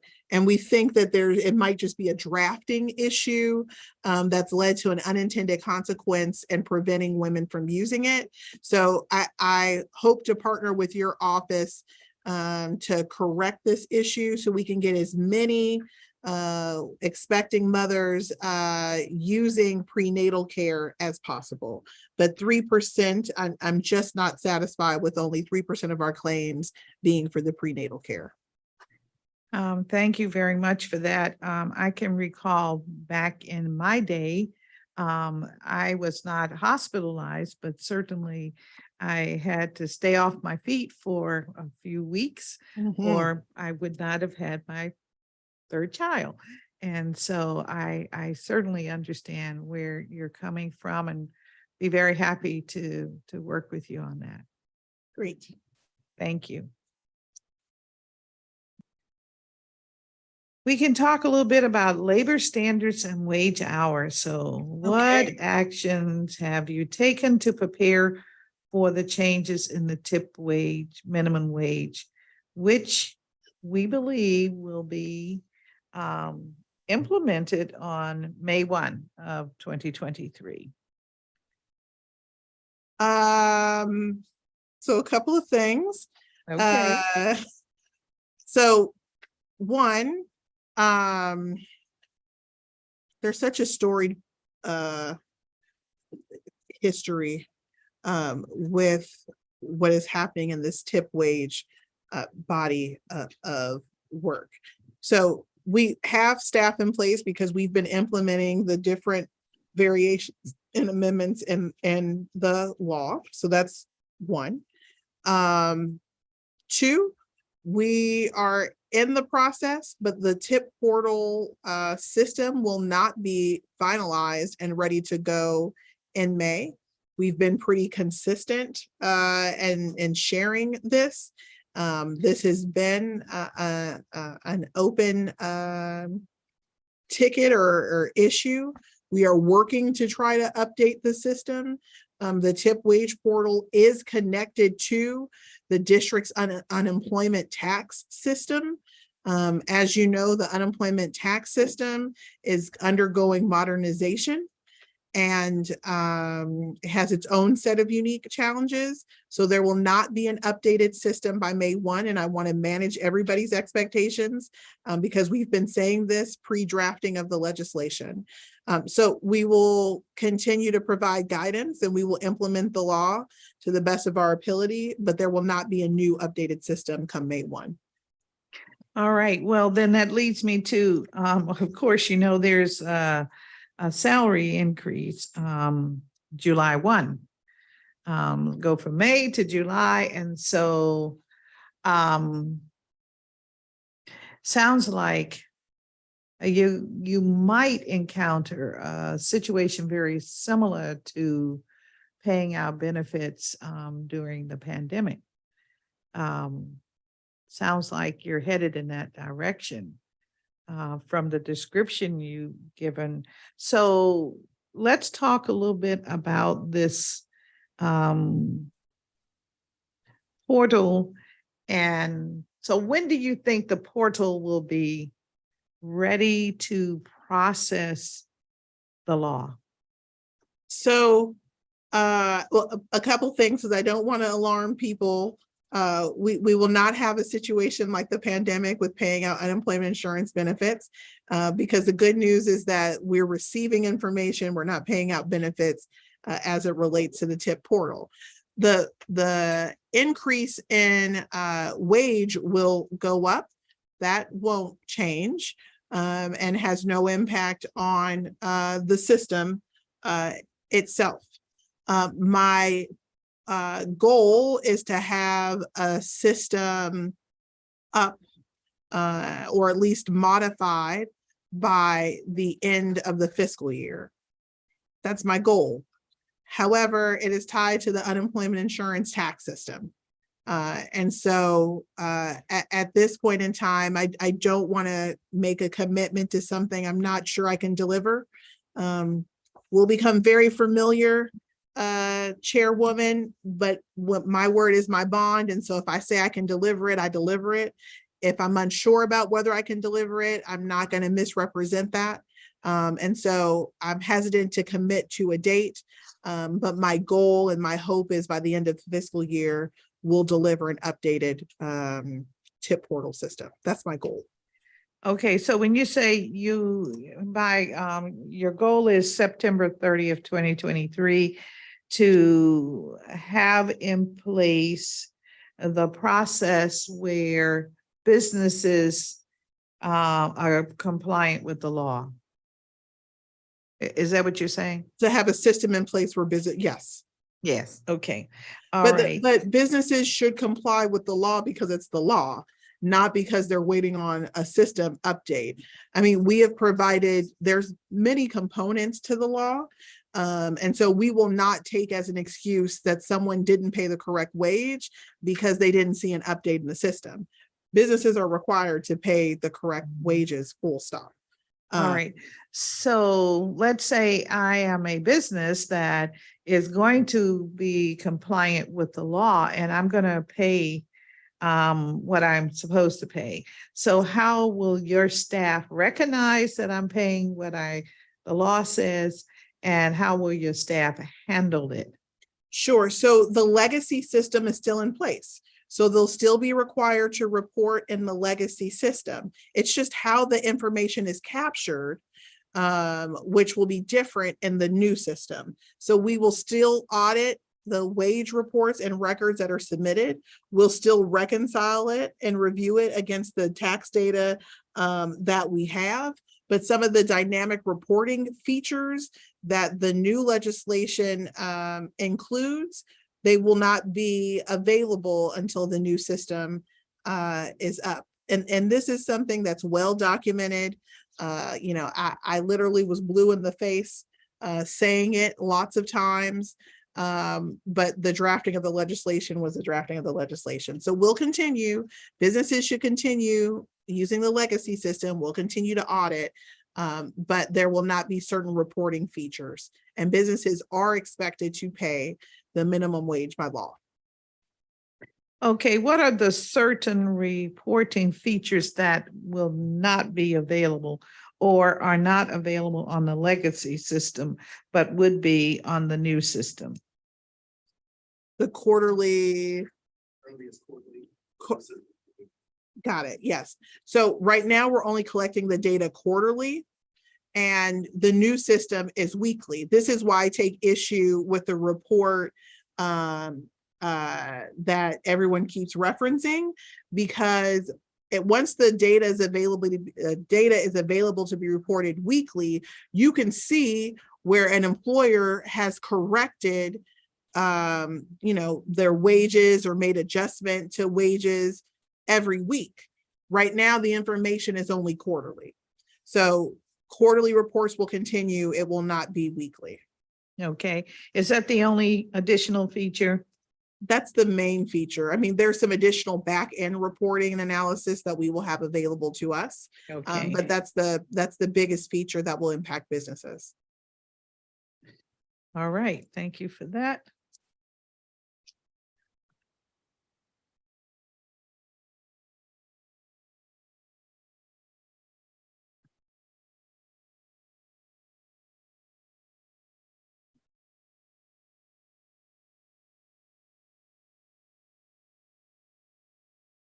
Is DOES responsible for communicating the increased wage to employers and employees? Yes, and we Okay. do that with a public notice. It comes out, well, now it comes out about twice a year. At beginning of the, well, July 1, which is the beginning of the federal fiscal year, and the beginning of our fiscal year. Yeah, and it is currently on the website. And I don't know, I mean, there should be one down there, but you see the posters that list like the minimum wage and all of the labor laws. Those posters are available online. You can purchase them from certain outlets. We don't promote one or the other. But businesses receive that information from us. We make it public. Okay.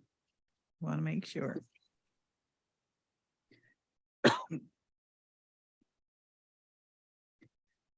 So let's say you find out that,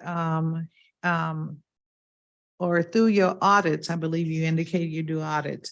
Through your audits, you discover that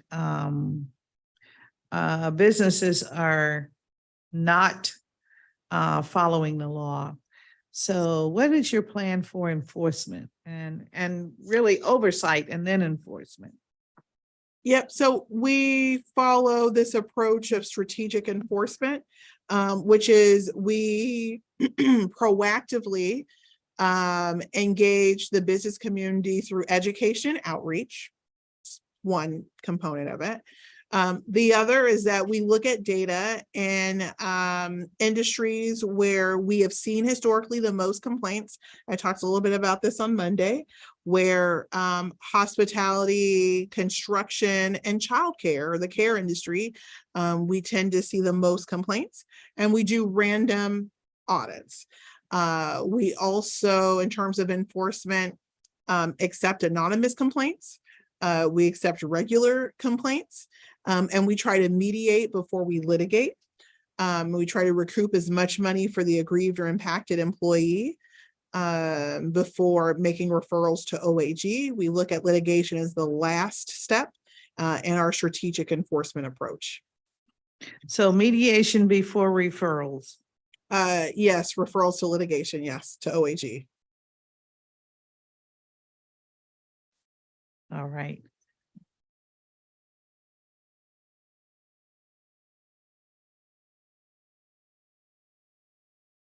I guess I was wondering if there would be any room for referrals to the Inspector General, but I guess not. I mean, I like to reserve referrals to Inspector General when I think that there may be criminal activity.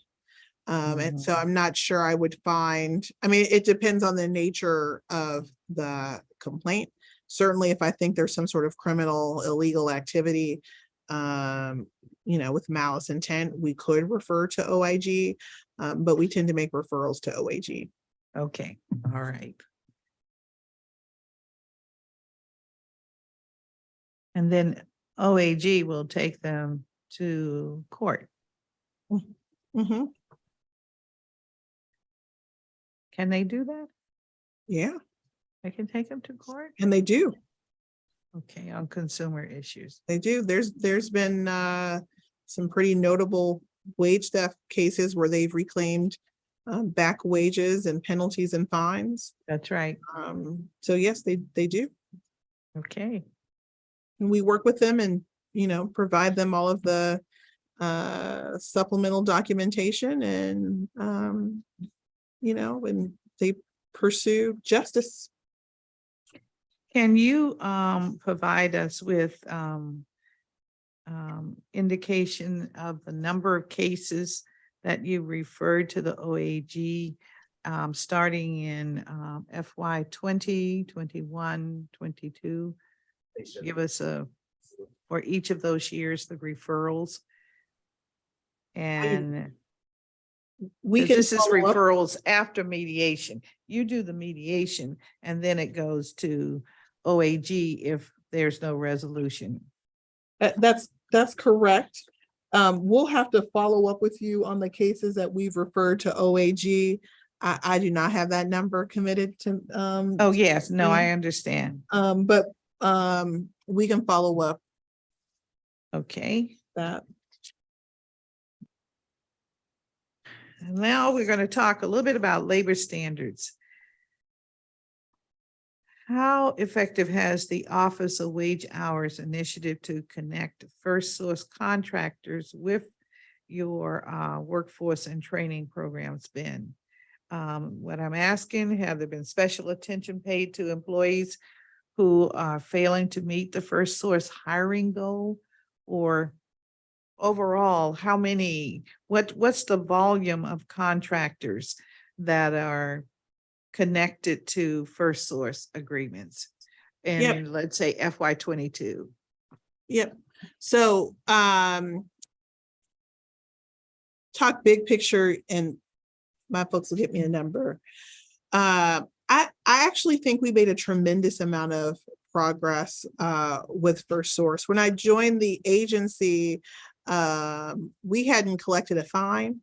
We collected our first fine approximately 6 years ago, and that's when we started to double down on enforcement. We now have a unique, not unique, but we have a strong partnership with my First Source team, my apprenticeship team, and my Office of Talent Client Services. So we're meeting weekly to make referrals of job opportunities and support our First Source businesses with getting candidates. I don't let folks off the hook from their compliance requirements and meeting their First Source job requirements. But I think we are much better today than we were 6 years ago. And let me say this. So I told you 6 years ago, we hadn't collected a single fine in the First Source program, and that law has been around at least for 15 years. As of today, and so this would be in the last 5 to 6 years, we've collected $1.1 million in penalties and fines, which is a really big deal. So to go from 0 to $1.1 million and hold people accountable, is a positive mark for the First Source program. Okay, and so this 1.1 million represents how many contractors? It's a handful of contractors over the course of 5.5, 6 years. All right. And what happens to this? What has happened to this 1.1 mil? We use it to pay the salaries of staff. So we use it for compliance specialists. So we have more people on the ground doing, enforcement activities. All right, and they're part of your FTE Yes. group? Okay. And are there guidelines as to how you can available that indicate how you spend this money? Yes, we have to use it to support job training and enforcement activities. All right. And is there some verification sign off that you're required to enter into in order to spend this money? Because this is money that comes in earmarked what, DC Treasurer, or is it earmarked DOES? DC Treasurer, it goes into the jobs fund. And then we use the funding to support and, the training and enforcement, but it's DC Treasurer. Okay, into the jobs fund. Is that an impress fund within our government? Yes, it's a SPR fund. I guess I date myself by calling it an impress fund. Okay. Anyway, I know a little bit about that situation. Okay. Tell us a little bit about the First Source hiring goals, because I think everyone is interested in employment more than anything else. Sure. So now each You mean the first source compliance requirements? Like 51% of new hires When or I say wage? employment, yes, the goals an Oh. employer has to meet in order to be in compliance with the Sure, first source process. sure. So anything over $350,000 in a government assisted or funded project requires a first source agreement. First source agreement should be completed prior to the start of the project. 51% of new hires have to be DC residents. There is an apprenticeship requirement for $5 million. Oh, I'm sure glad I got that. And the hours worked percentage goal. Okay. Chairwoman, I don't know how all of these numbers float in my head. My agency is very large. I have like 8 deputies. I'm in 5 different buildings, 800 people, not including contractors. And somehow I was able to come up with those numbers off the top of my head. Well, yes, and I assume that you have an assembly of about 20 people lined up, and as soon as You should see them. They're right behind this screen here. they're behind the screen. Oh my goodness! All right, I figured that they were sitting in front of you, and as soon as Yes. a special word, a password, they lift their hand up and they said, "Right here, here it is." That's it. That's how it goes. That's how it Okay. goes. All right, well, that's important. That's important. It shows that the whole system is understanding that this is important information that we want the public to be aware of. I know I'm trying to sort of move around quickly because I realize it's now 1 o'clock. Yes, and I was going to say, perhaps we can take just a 5-minute bio Can we break. please? Yes. I would let's do love that. And Okay, we'll come back in about 5 minutes. All right. Very perfect. good. Thank you so much. Mhm.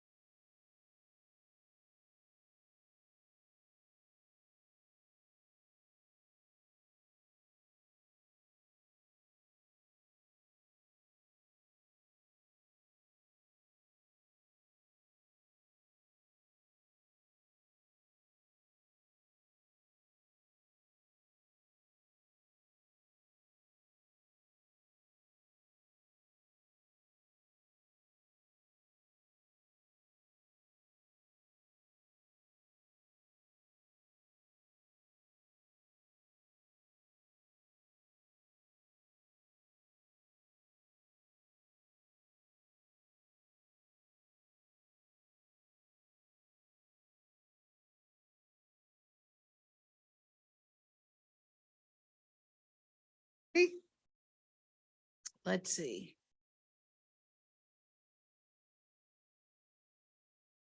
Director is back. I'm back.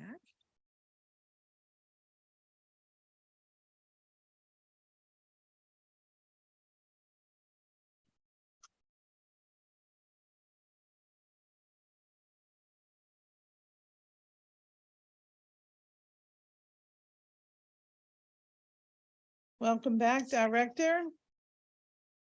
Thank you. Thank you so much for the break. Mhm.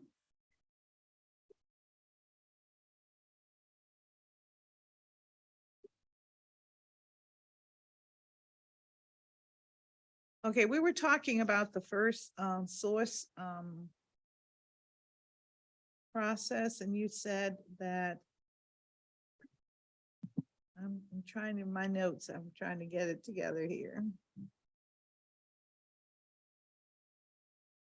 I'll just ask, has special attention been paid to employers who are failing to meet the first source hiring goals?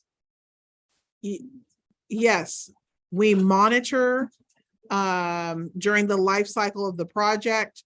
We have a good sense of whether or not they're going to miss the goal based on their reporting.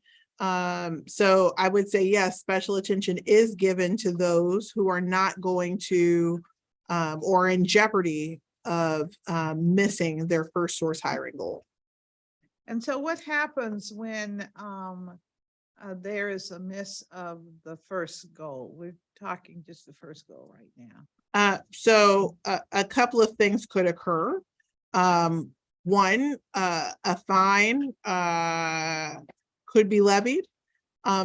Two, depending on where they're at in the life cycle of the project, and the type of project and the labor that's needed, we could work on an alternative plan for substituted compliance. Oftentimes we have labor market data that tells us, and I'm the best example I have is an elevator technician. All of these buildings that are being built around us require elevators, Chairwoman. And there isn't a single program in the District of Columbia where you can learn how to fix or maintenance elevators. And so skilled labor in that department is hard to come by. And, if this is a component that they've been unable to, or category they've been unable to meet, we could come up with an alternative plan to meet compliance, which could be, paying into the jobs fund to fund a workforce development program, or it could be a fine. So the 50,000 foot answer here is that yes, special attention is given to those who are in jeopardy of not being in compliance. Okay, when we talk about paying into the jobs program, can you, let's do this. I'd like to get a status update on the number of first source agreements that we have in force, we had in force and during FY22 through, let's say, through January of this year, 2023, and would like to understand from what you provide us, how many have been out of compliance and had to or use the alternative plan substitute, and what is the value, the dollar value of the employees that are going to fulfill the first source requirement. Yes, we can provide. We did answer a similar response in our performance oversight hearing questions. So we will point your attention to it so you'll have that answer. Yes. We actually looked through the information you provided, but I'm trying to now zero in on to have a better understanding of what contracts are in force, and what contracts are in compliance and those that are not, particularly those that have come up with an alternative. And what's Yeah. the dollar value of the alternative? So in addition to the value of the work, the contract that the contractor, this is all this language, the value of the contract that the contractor is performing in terms of employees. I'm also trying to look at the value of the alternative that they were given. You said they have the option to pay into the jobs program. So I want to So- understand what that. We can resend it to you. It was the answer to, it's question 174. And all of those data points it's a pretty large table, it takes up a couple of pages. But the value of the contract, the dates, the type of requirements and penalty that was assessed, the alternative plan amount that was assessed, the address or project name. So we do have all of that. It's question 174, and we'll resend it as well. Okay, and we did get a number of your tables that were, multi-pages, but does this document you say, which is answer for question number 174, does it show an analysis of the appropriateness of the industry specific hiring rates and goals? An analysis of the industry. So our review of the labor market data. Yes. So this document does not.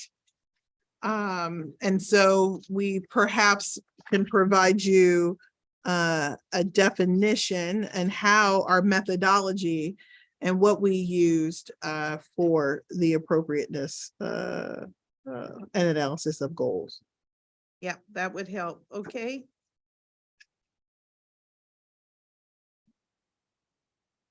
And I think we're getting to almost at the end here. Build.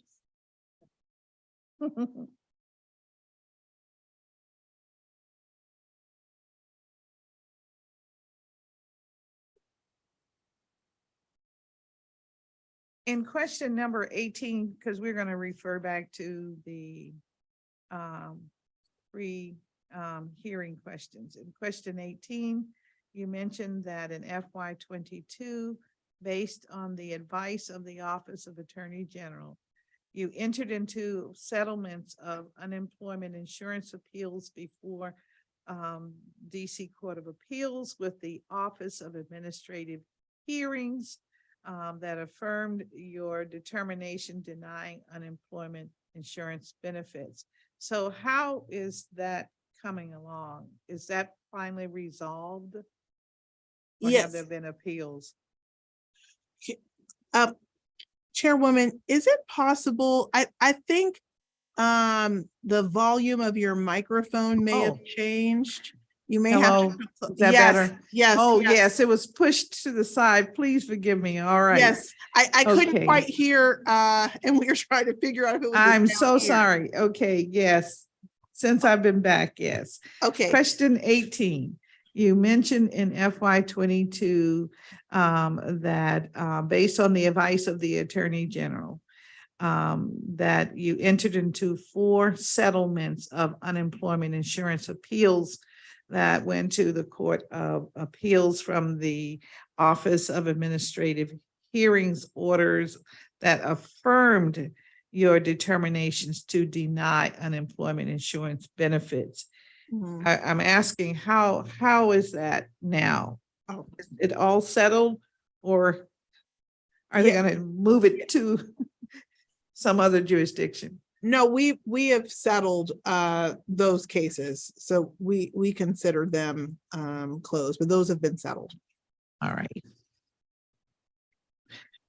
One of the questions that we have received since we've been on with you is that There's some concern by, I guess, an employee or employees that are indicating that I need to look a little closer at the programs that are attributed to helping seniors with employment. And so I want to follow up with you on that. I will not do it over the airway right now, but we do want to follow up on that. I think that's very important. Because one thing that, you pride yourself on giving us straight answers, and I want to make sure that when I'm asking questions and I have real questions that you should be privy to. Yes, I'd be happy to talk with you, regarding the question that the employee or employees have raised. All right, thank you so much.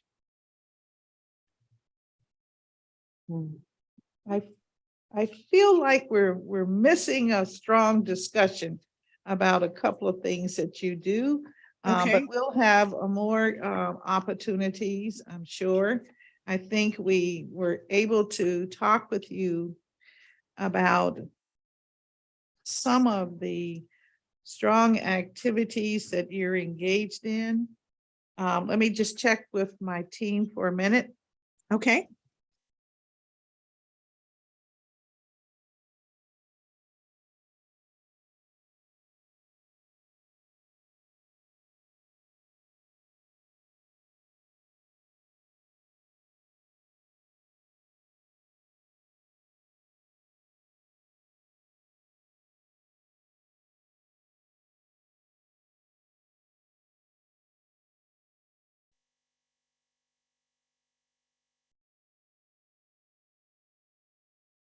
Yes, we just have two or three more questions. Wanted to query about, I think you gave me a number of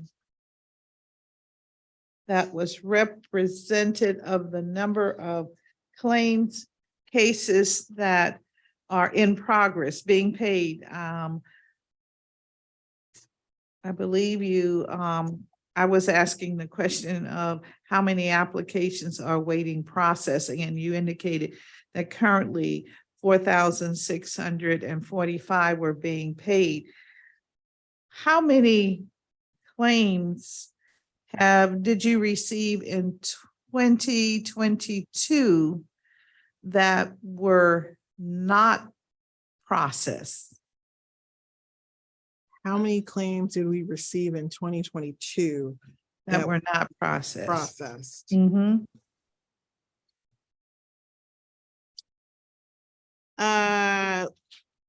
We have to unpack that question. I mean, we receive fraudulent claims. We receive claims that are multiples. Can you probe a little bit more and Yeah, give me? sure. What I'm trying to understand is how many cumulative applications you received that do not fall in the category of being paid, and then pending claims. Pending being that you expect to be able to process them because you have not identified these complex or these 20 different codes. And I actually found out it was 70 codes, but let me Wow. see if I can Okay. let me see if I can find it.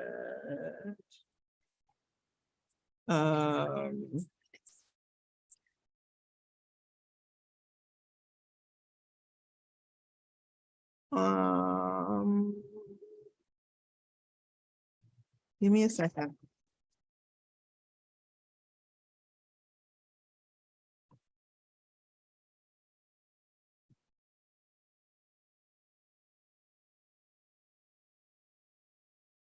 So I don't have duplicates removed. So I know that in FY22, there were approximately 42,000 claims that were approved and paid. It appears there were close to 63,000 claims that were submitted, but that includes claims that includes multiples or duplicates. It includes claims with error codes that didn't continue through the process, claims that were withdrawn. Okay, so in other words, you received 63,000 applications. Some are duplicates or whatever. And okay, all right, I Yes. got that. Was that for FY22 or another year? FY22. Okay, FY22. So to date, in FY23, how many have you received? I've received approximately 7,739 claims, of which 6,000 were approved. Okay, great. Those are the numbers that I was, endeavoring to get and to understand. So what is the value of the unemployment claims that have been paid to date of this 6,000?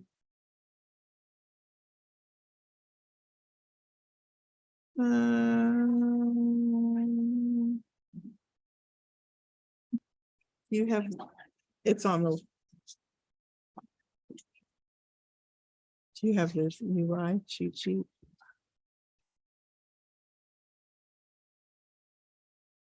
In FY23, we've paid out approximately 22.5 million in traditional UI claims. That doesn't include any special federal program that was offered during the pandemic that we backdated and paid out. So have you paid out any of the special resources that you have?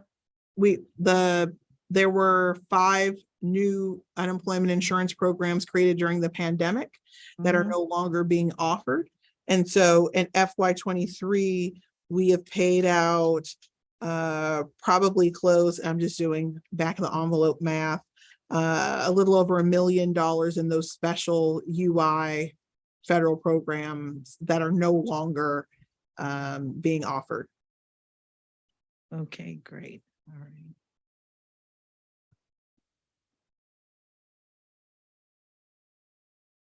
And so well, I can't ask you about FY22 because that would be astronomical, the amount that you had to pay out then. In 22, we paid out 56 million. 56,190,000 dollars roughly in traditional UI benefits. That doesn't include the special pandemic programs. Those 4, 6, 7 and a half, $8 million in FY22 and the special federal pandemic programs that were no longer operating. All right. And so do you anticipate us exceeding the 56 million in this FY year? You're already at 22.5. I mean, I think it's in the realm of possibility. Yeah. But there's no funding shortage there.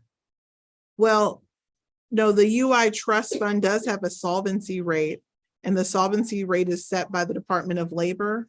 It's like 1.04 or 1.14. So you have to have at least a year of fund balance. It's a year of fund balance based on the highest year of unemployment during like a recession period. It's a very complex formula. So the fund, the UI trust fund, is insolvent. We're not at the solvency rate. Solvency is like 400 million. And I think we're at 100 and, oh, as of 2/23, we're at 186 million, $186,858,000. We need to be at about 400. Did I say 186 million? Yes. Okay, good. We need to be at about 400 million to be solvent. So you need some money. Yes. What happened to the money you had? You said you only spent a little bit. It's COVID depleted. It's COVID depleted. So remember, well, I'm not sure if you recall this, but pre-pandemic, and I like to bring this up, but pre-pandemic, there was a discussion, then Councilmember Orange and a few others, we were talking about the fund had too much money in it and we needed to do something with the fund. I argued that we were just at solvency and we should not be looking to depleting the fund. Thank God we did not deplete the fund. And with the wisdom of my staff and my deputy, we kept the fund solvent. We're one of the only states that didn't have to take out a loan during the pandemic to pay benefits. So we are in a position, we're in a better position than most states today, because we were able to steer the district away from having to take out a loan, but we're not solvent. We need 400 million approximately to be solvent. We're at 186 million. So traditionally, is there local dollars that are added to it outside of the monies that come in through the insurance program? In other words, is there money taken from our general fund to subsidize this fund? Well, we were able to work together to put some language in the BSA that any surplus of PFL revenue would be transferred into the Housing Production Trust Fund and to the Unemployment Insurance Trust Fund. So we worked together on that. As you know, we've had about a $400 million surplus 2 years consecutively. We've used that funding, some funding to go like to the two places I just said, Housing Production Trust Fund and Unemployment Insurance Fund. We will not, let me make sure I'm clear so everybody hears me at home. We will not have that kind of money this year. With the increase in the weeks of benefits, we will not have that funding. I'm anticipating a revenue certification letter some point today from the CFO on the paid family leave trust fund, but it will not be $400 million in surplus. So what are you anticipating then?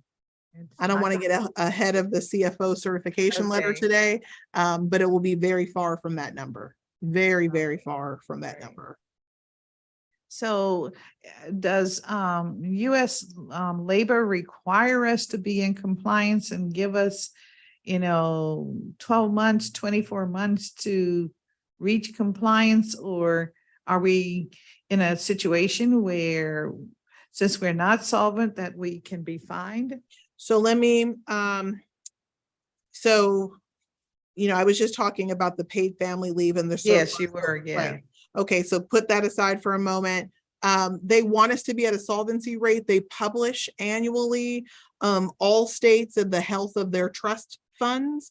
And so we won't get fined.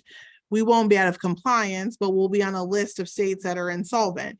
Now, we may be on the list of states that are insolvent, but we're not on the list of states that had to take out a loan and raise taxes in order to generate additional revenue. So it's a trade-off, but I'd rather be in the position that we're in today than to be on the list that says we're insolvent and we had to take out a loan and we had to repay it back. And guess what? We had to generate additional revenue, so we have to raise taxes. I'm glad we're not on that list. All right. And so now going to the paid family leave fund. Just want to make sure I understand. What is the balance in that fund today? Today, the balance is without the sweep.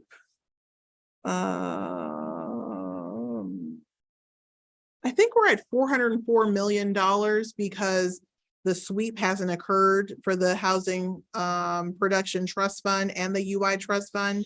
Once the sweep occurs, we will probably be around between 78 and $80 million in the fund. And remember, there's a trigger and language in the legislation around minimum fund balance. We have to have 9 months of benefits in the reserve, essentially for the fund to be solvent. If we fall below 9 months, then the program stops.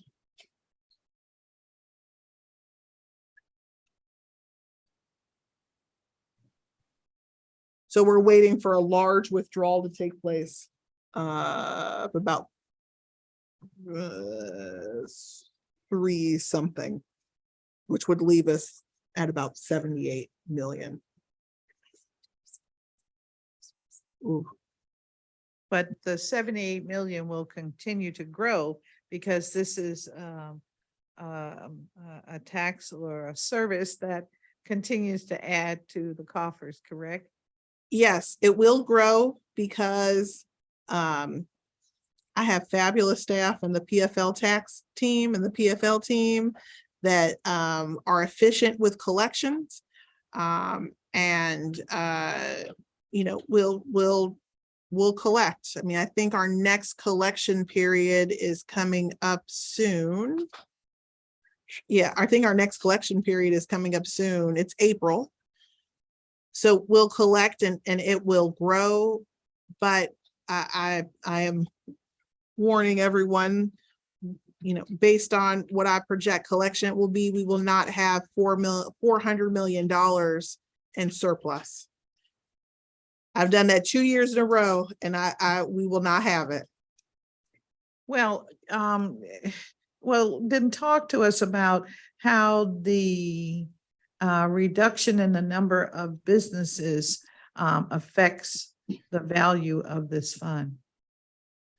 So actually, we've seen very little impact to the paid family leave fund.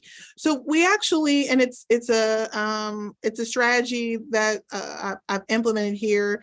It's a coordinated effort with collection. The paid family leave tax is based on the unemployment insurance tax, one of the oldest taxes in this country. And so if you pay UI and you're eligible to pay UI, you're required to pay paid family leave. We have very few exceptions. Because of that, and collection happens at the same time, we've been able to efficiently collect in a very streamlined manner. Which is part of the reason why I think we've had success in generating our revenue and meeting our targets. So we haven't had that sort of impact with business closure. I mean, we still have exceeded revenue projections, and we run our own parallel revenue projections. I have a contract with KPMG and MSS Solutions. I have a whole team of economists here, and I have a chief economist. We run our own projections. So I usually know pretty far in advance what's happening with labor market. And we're on target with our projections for PFL. All right, so we will not run out of money and benefits can be paid This year. Yes. This year and next year. And next year. And next year too, right. Yeah. But, you know, as the take-up rate increases and, you know, there's always the, we receive a lot of feedback about modifications and changes to the program.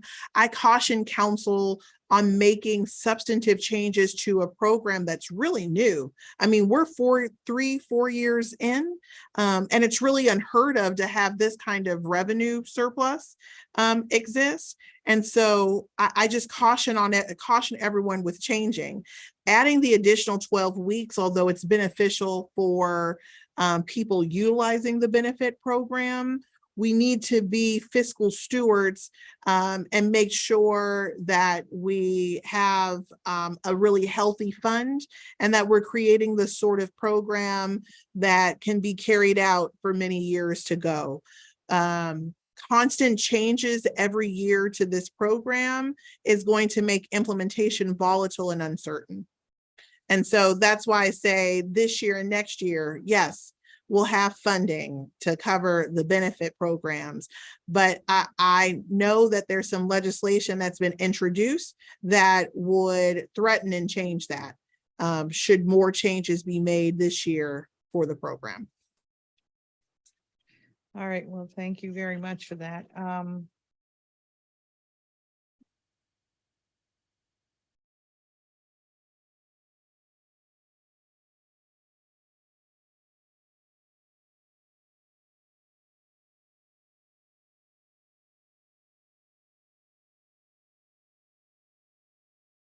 I'm just flipping through your zillions of programs to make sure that we've had an opportunity to talk about all of them, that they're very important to the community.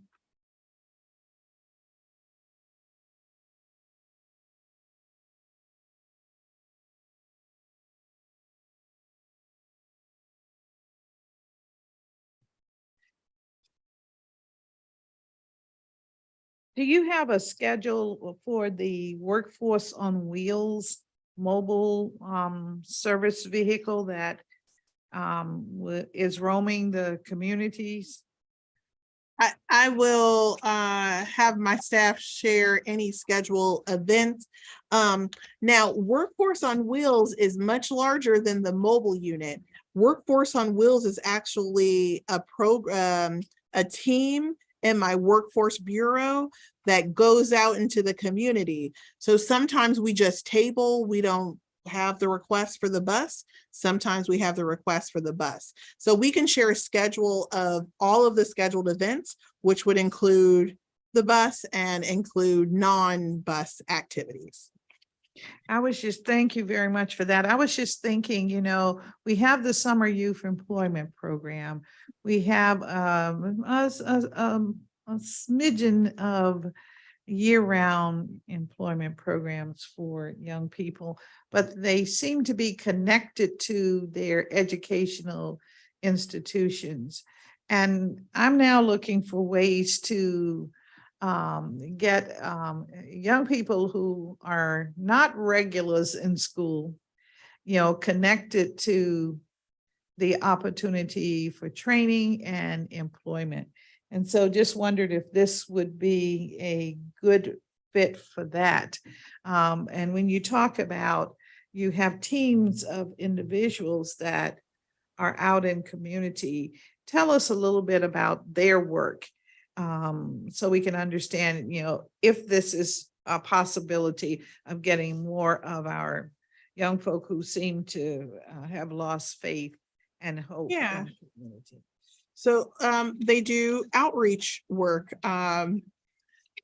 We go everywhere that we're asked to go. You'd be surprised at the places that we're asked to go. We're asked to go to elementary schools and talk to parents on the PTA who may need jobs. We've been to homeless encampments. I mean, you name it, we go to it all days of the week. Matter of fact, I have some folks that are going to be at the Her Story 5K run this weekend, talking about the importance of paid family leave for women. So yes, they go everywhere, bus or no bus, but they're our community outreach engagement team. Let me ask you, if you do, maybe you recall a few years ago, We had a process where the MPD set up sort of like corner service center Mhm. in neighborhoods, a table, an umbrella during the summertime, and they were there. Shedding or spreading information. I wondered, is that something that could lend itself to the work that your teams are doing? I'm thinking that might be where we would find some of the young people who, kind of lost faith in the system, Yes. in front of a liquor store or something like that. Just wondered if that's a Yes. And possibility. our most popular time of the year is during the spring and summer when it gets warmer. Beat the streets, art all night, community days, parades, festivals. I mean, we're out there. Council member, I think you may have run into me one time at a community event, maybe in Ward 5 or probably Ward 5. But I've seen you out and around. yeah, I'm out there with my shirt, and sometimes I got my daughter with me in tow. But we're out there where every employee of DOES is a representative of the agency. And yes, beat the streets is I'm not sure they call it beat the streets anymore. That might be an old term. Is that still the term? Okay, good. Beat the streets. We do, but yes. And if you have ideas or know of events where people are interested in having us, we're happy to go. We do a lot with SYEP, trying to get young people signed up, but I think it's a great way for us to engage the community, and that's what we do. I was also thinking that maybe we can get those who are very big with the go-go music to do a pop-up, venue or here and there. Love it. And of I love course, it. within our parks, we can do that. I Yes. really think we're not going to meet the hardcore that might be interested in employment and not know how interested they could become in the process. Who might want to come in for shelter, cover, unless we really think about what their lifestyle is and how we reach out using some of those props. Yes. Today I'm kind of exploring, I know, and wandering around, but that's so that I can, again, cover as much as we can through this, because next time when we meet in a formal setting, we'll be talking dollars and cents and how we're going to get things done moving into the future. So just wanted to remind folk who may say, oh, sounds like we're wandering around. We are wandering around to make sure that if there's anything on these pages that we have not talked about, we should talk about. In sincerity, I'm really very, and maybe you can help me with this understanding, and this is what I hear from the public. Public wants to know how DOES really assists young people with employment and assisting them with employment, but helping them to leave formalized educational environment into the work world, going into the work world, and giving them the skills that they can use to build successful lives. That's really what the public is interested in. And then for the family members, the adult family members, many of them are in a situation where they're underemployed or not employed. And what do we really have? What is the offering that we can put before them? So that's what today has been about, trying to zero in as much as possible on these goals. And so I know we've gone for a while. It's now nearly 2.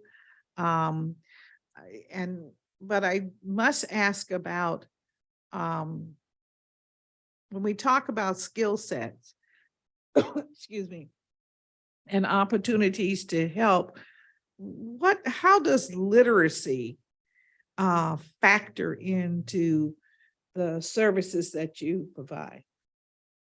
Yeah, so to your first question about what are we really doing to help young people, there are think of this as two, strategies. There's young people who are currently engaged in school. They could be enrolled in high school or enrolled in some sort of post-secondary education. For those young people, we introduce them to the world of work through our summer youth employment program. We also through the school year internship program, through the pre-apprenticeship program, and even the MBYLI program. All of those are earn and learn programs. Young people earn a wage while they're in school. They're connected to work experience and training that they can use after they complete high school. For our young people who are not in high school, whether they completed or not, we have SYEP again, we have apprenticeship, and we run an out-of-school youth program where young people can work on getting their GED or high school diploma and get occupational skills training while earning a wage. Now, let me say this. The minimum wage is only offered in our SYEP program for our 22 to 24-year-olds. The other age categories receive a training wage which is under minimum wage. But it is a wage and it does incentivize young people to participate in the program. Literacy is an indicator of success. It's not the only indicator, it's not an exclusive indicator, but it is an indicator of success. Some of our training programs, and I haven't talked much about the DC Infrastructure Academy today, but some of our training programs require a basic literacy and numeracy scores to enter the program. Some of our more complex trade training programs require a higher literacy and numeracy score.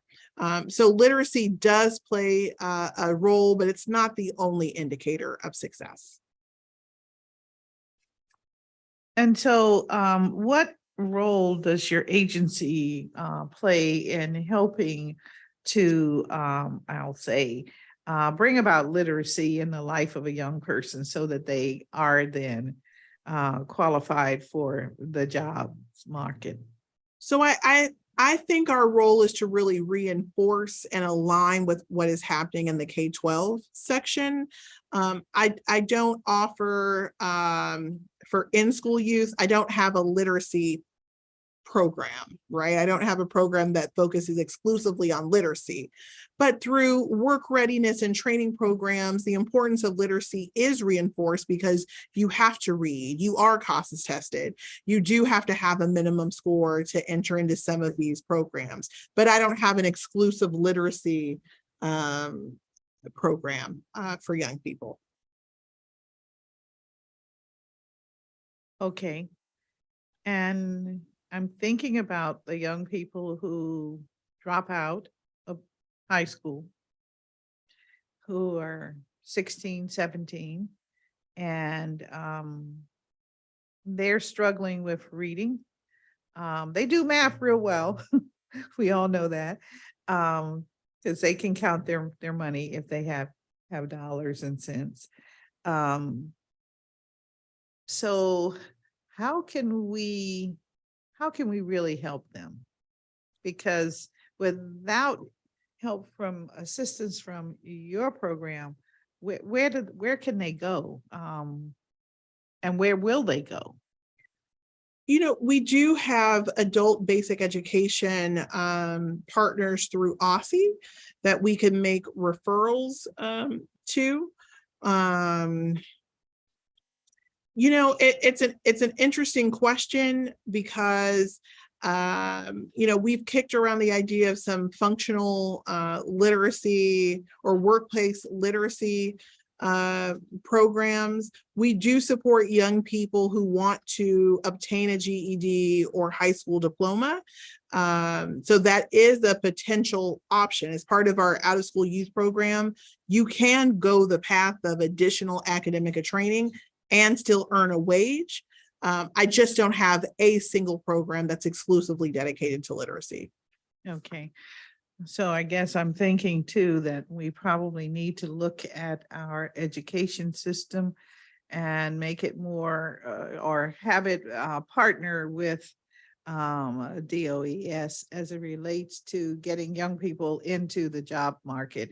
So maybe there is some sort of enrichment, we'll call it enrichment, that you can obtain in junior, senior year if you are, so that you will be, let's say, reading at a certain level that will make a job more obtainable.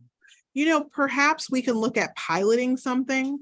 Last year for SYEP, we ran a pilot and we supported young people who were in summer school, so they don't have to choose between going to summer school and doing credit recovery and working in SYEP. Perhaps we can work together on some sort of pilot. I don't have a full understanding of the population that we're talking about. So I'm not sure if we're talking about, 10,000 young people or 10 young people. I'm guessing it's more than 10, but perhaps it's something we can explore and look at some best practices and see if there's a pilot that we can run. I appreciate that. I'm thinking about the population age requirements of the summer youth employment program. But I'm thinking about those that do not and will not even register or attempt to register or apply for SYEP, but they're still in the neighborhoods where the SYEP applicants live. And so how do we bring those in who have really lost faith or who do not believe and who need to hold themselves a little more accountable for their actions? So how do we get to them? And I think your idea of maybe looking at a way to pilot something might work. Of course, we got to find the money, and you told me where I could find the money. I think you said you had, you got, well, we can't go for the 187 million, but maybe a little bit of the 80 million, right? Madam Director, I thank you for your time. You don't have to answer that. I just want you to know where my head is, and I see. And not that I'm in charge of all of what's going on within my committee, but at least the thoughts are there. I feel sometimes that desperate times, times when we are looking for answers, we have to bite the bite the dragon so that we can I use the substitute, the dragon, so that we can get to the next horizon. So Yes, I do truly appreciate it. We have more questions, but we're gonna quit for the day if it's okay with you. I'm all yours. It's okay with me to quit as well. But if you have more, I'm happy to answer.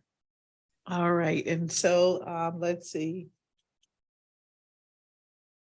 Do you work or have a program specifically for working with those who are in the foster system, those that age out?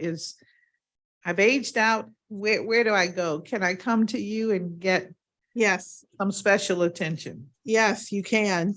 Let me start first with SYEP. We work very closely with CFSA, with wards of the district, no matter where they're placed at, to get them connected to a summer job.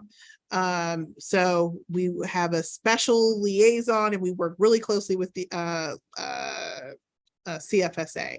Then we also have a partnership, and I don't want to butcher the acronym, but I think it's the National Center on Children and Family, that works with wards of the state, young people aging out of foster care, to connect them with workforce development programs. We just signed an MOA with them, I think, a couple of months ago. So we're working very closely there to get young people connected. So yes, yes, yes, yes. All Very right. important to me. Yes. Yes, thank you. Anything else, Dean? Okay. All right, we're rolling in. All right, well, thank you very much, Madam Director. Nice to have a chat with you. I hope you'll see it that way.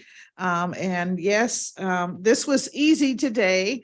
Again, I'm not promising it'll always be easy, Understood. but we'll get through it. And I think from the other day's hearing, it was clear that we want to have a check-in. We need to have a regular check-in on the SYEP program, make Okay. sure that we're moving along. I note from the information you shared, there were 19,000 that applied in FY 2022, and only 12,000 were actually successful. And I'm hoping that if 19,000 applied this year, we can get much closer to putting them in a work environment. And I think you indicated it's about the finances. Yes, ma'am. And just wondering if our broad business community has been tapped to contribute to that. For instance, a salary of $6, maybe we pay $3 and the business pays the other $3. Have we approached the business community about that kind of a relationship? We have, and our federal partners have showed up and showed out. We have 5 federal partners who are paying the wages exclusively. They're paying $20 an hour. They've given them food stipends. They've given our young people clothing stipends so they can come into those federal agencies and be dressed for success. And that is the model that we love. There's an opportunity to do more with the private sector. Chairwoman, you don't know this yet, but you and I are going to be job developers, and we're going to be advocating and getting jobs for our youth and getting more host sites for our youth. So there's plenty opportunities to do more. And I look forward to standing shoulder to shoulder with you so we can get as many DC youth and DC residents these opportunities that the private sector will pay. I appreciate that. And so to that note, can you send to me a description of what the federal partners are doing, so we, in the format that we can use as a marketing device? Yep. And along with some timelines, since we're going to be job developers, give me some indication of a timeline so that we can get this work at least started.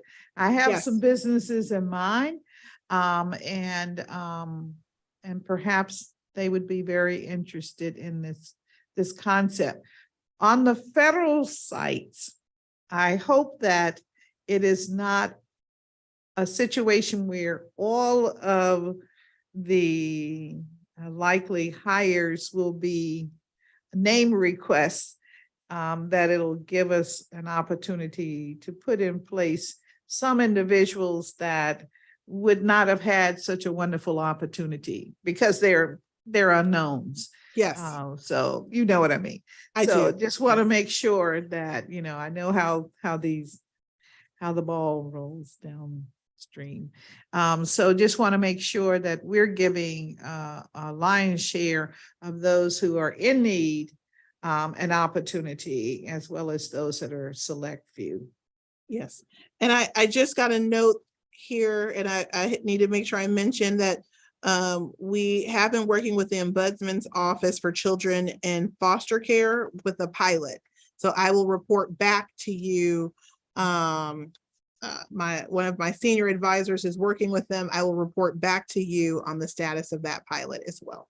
All right, thank you. And so can we touch base again by the 15th of March, please? Yes. Okay, that would be great. And we'll also want to get your update on the SYEP program by then. Okay, thank you very much. Again, thanks for the valuable information regarding the agency, and I hope that we all have a better understanding of the agency's work and priorities. The committee's next meeting and final performance oversight hearing will be tomorrow, Friday, the 3rd of March, 2023, and we will begin at 9:30 a.m. We'll be talking with the Department on Aging and Community Living, the Commission on Aging, and the Age-Friendly DC program. This concludes today's hearing. And with that, the time is 7:02 p.m. And we are adjourned. Thank you again. Thank you so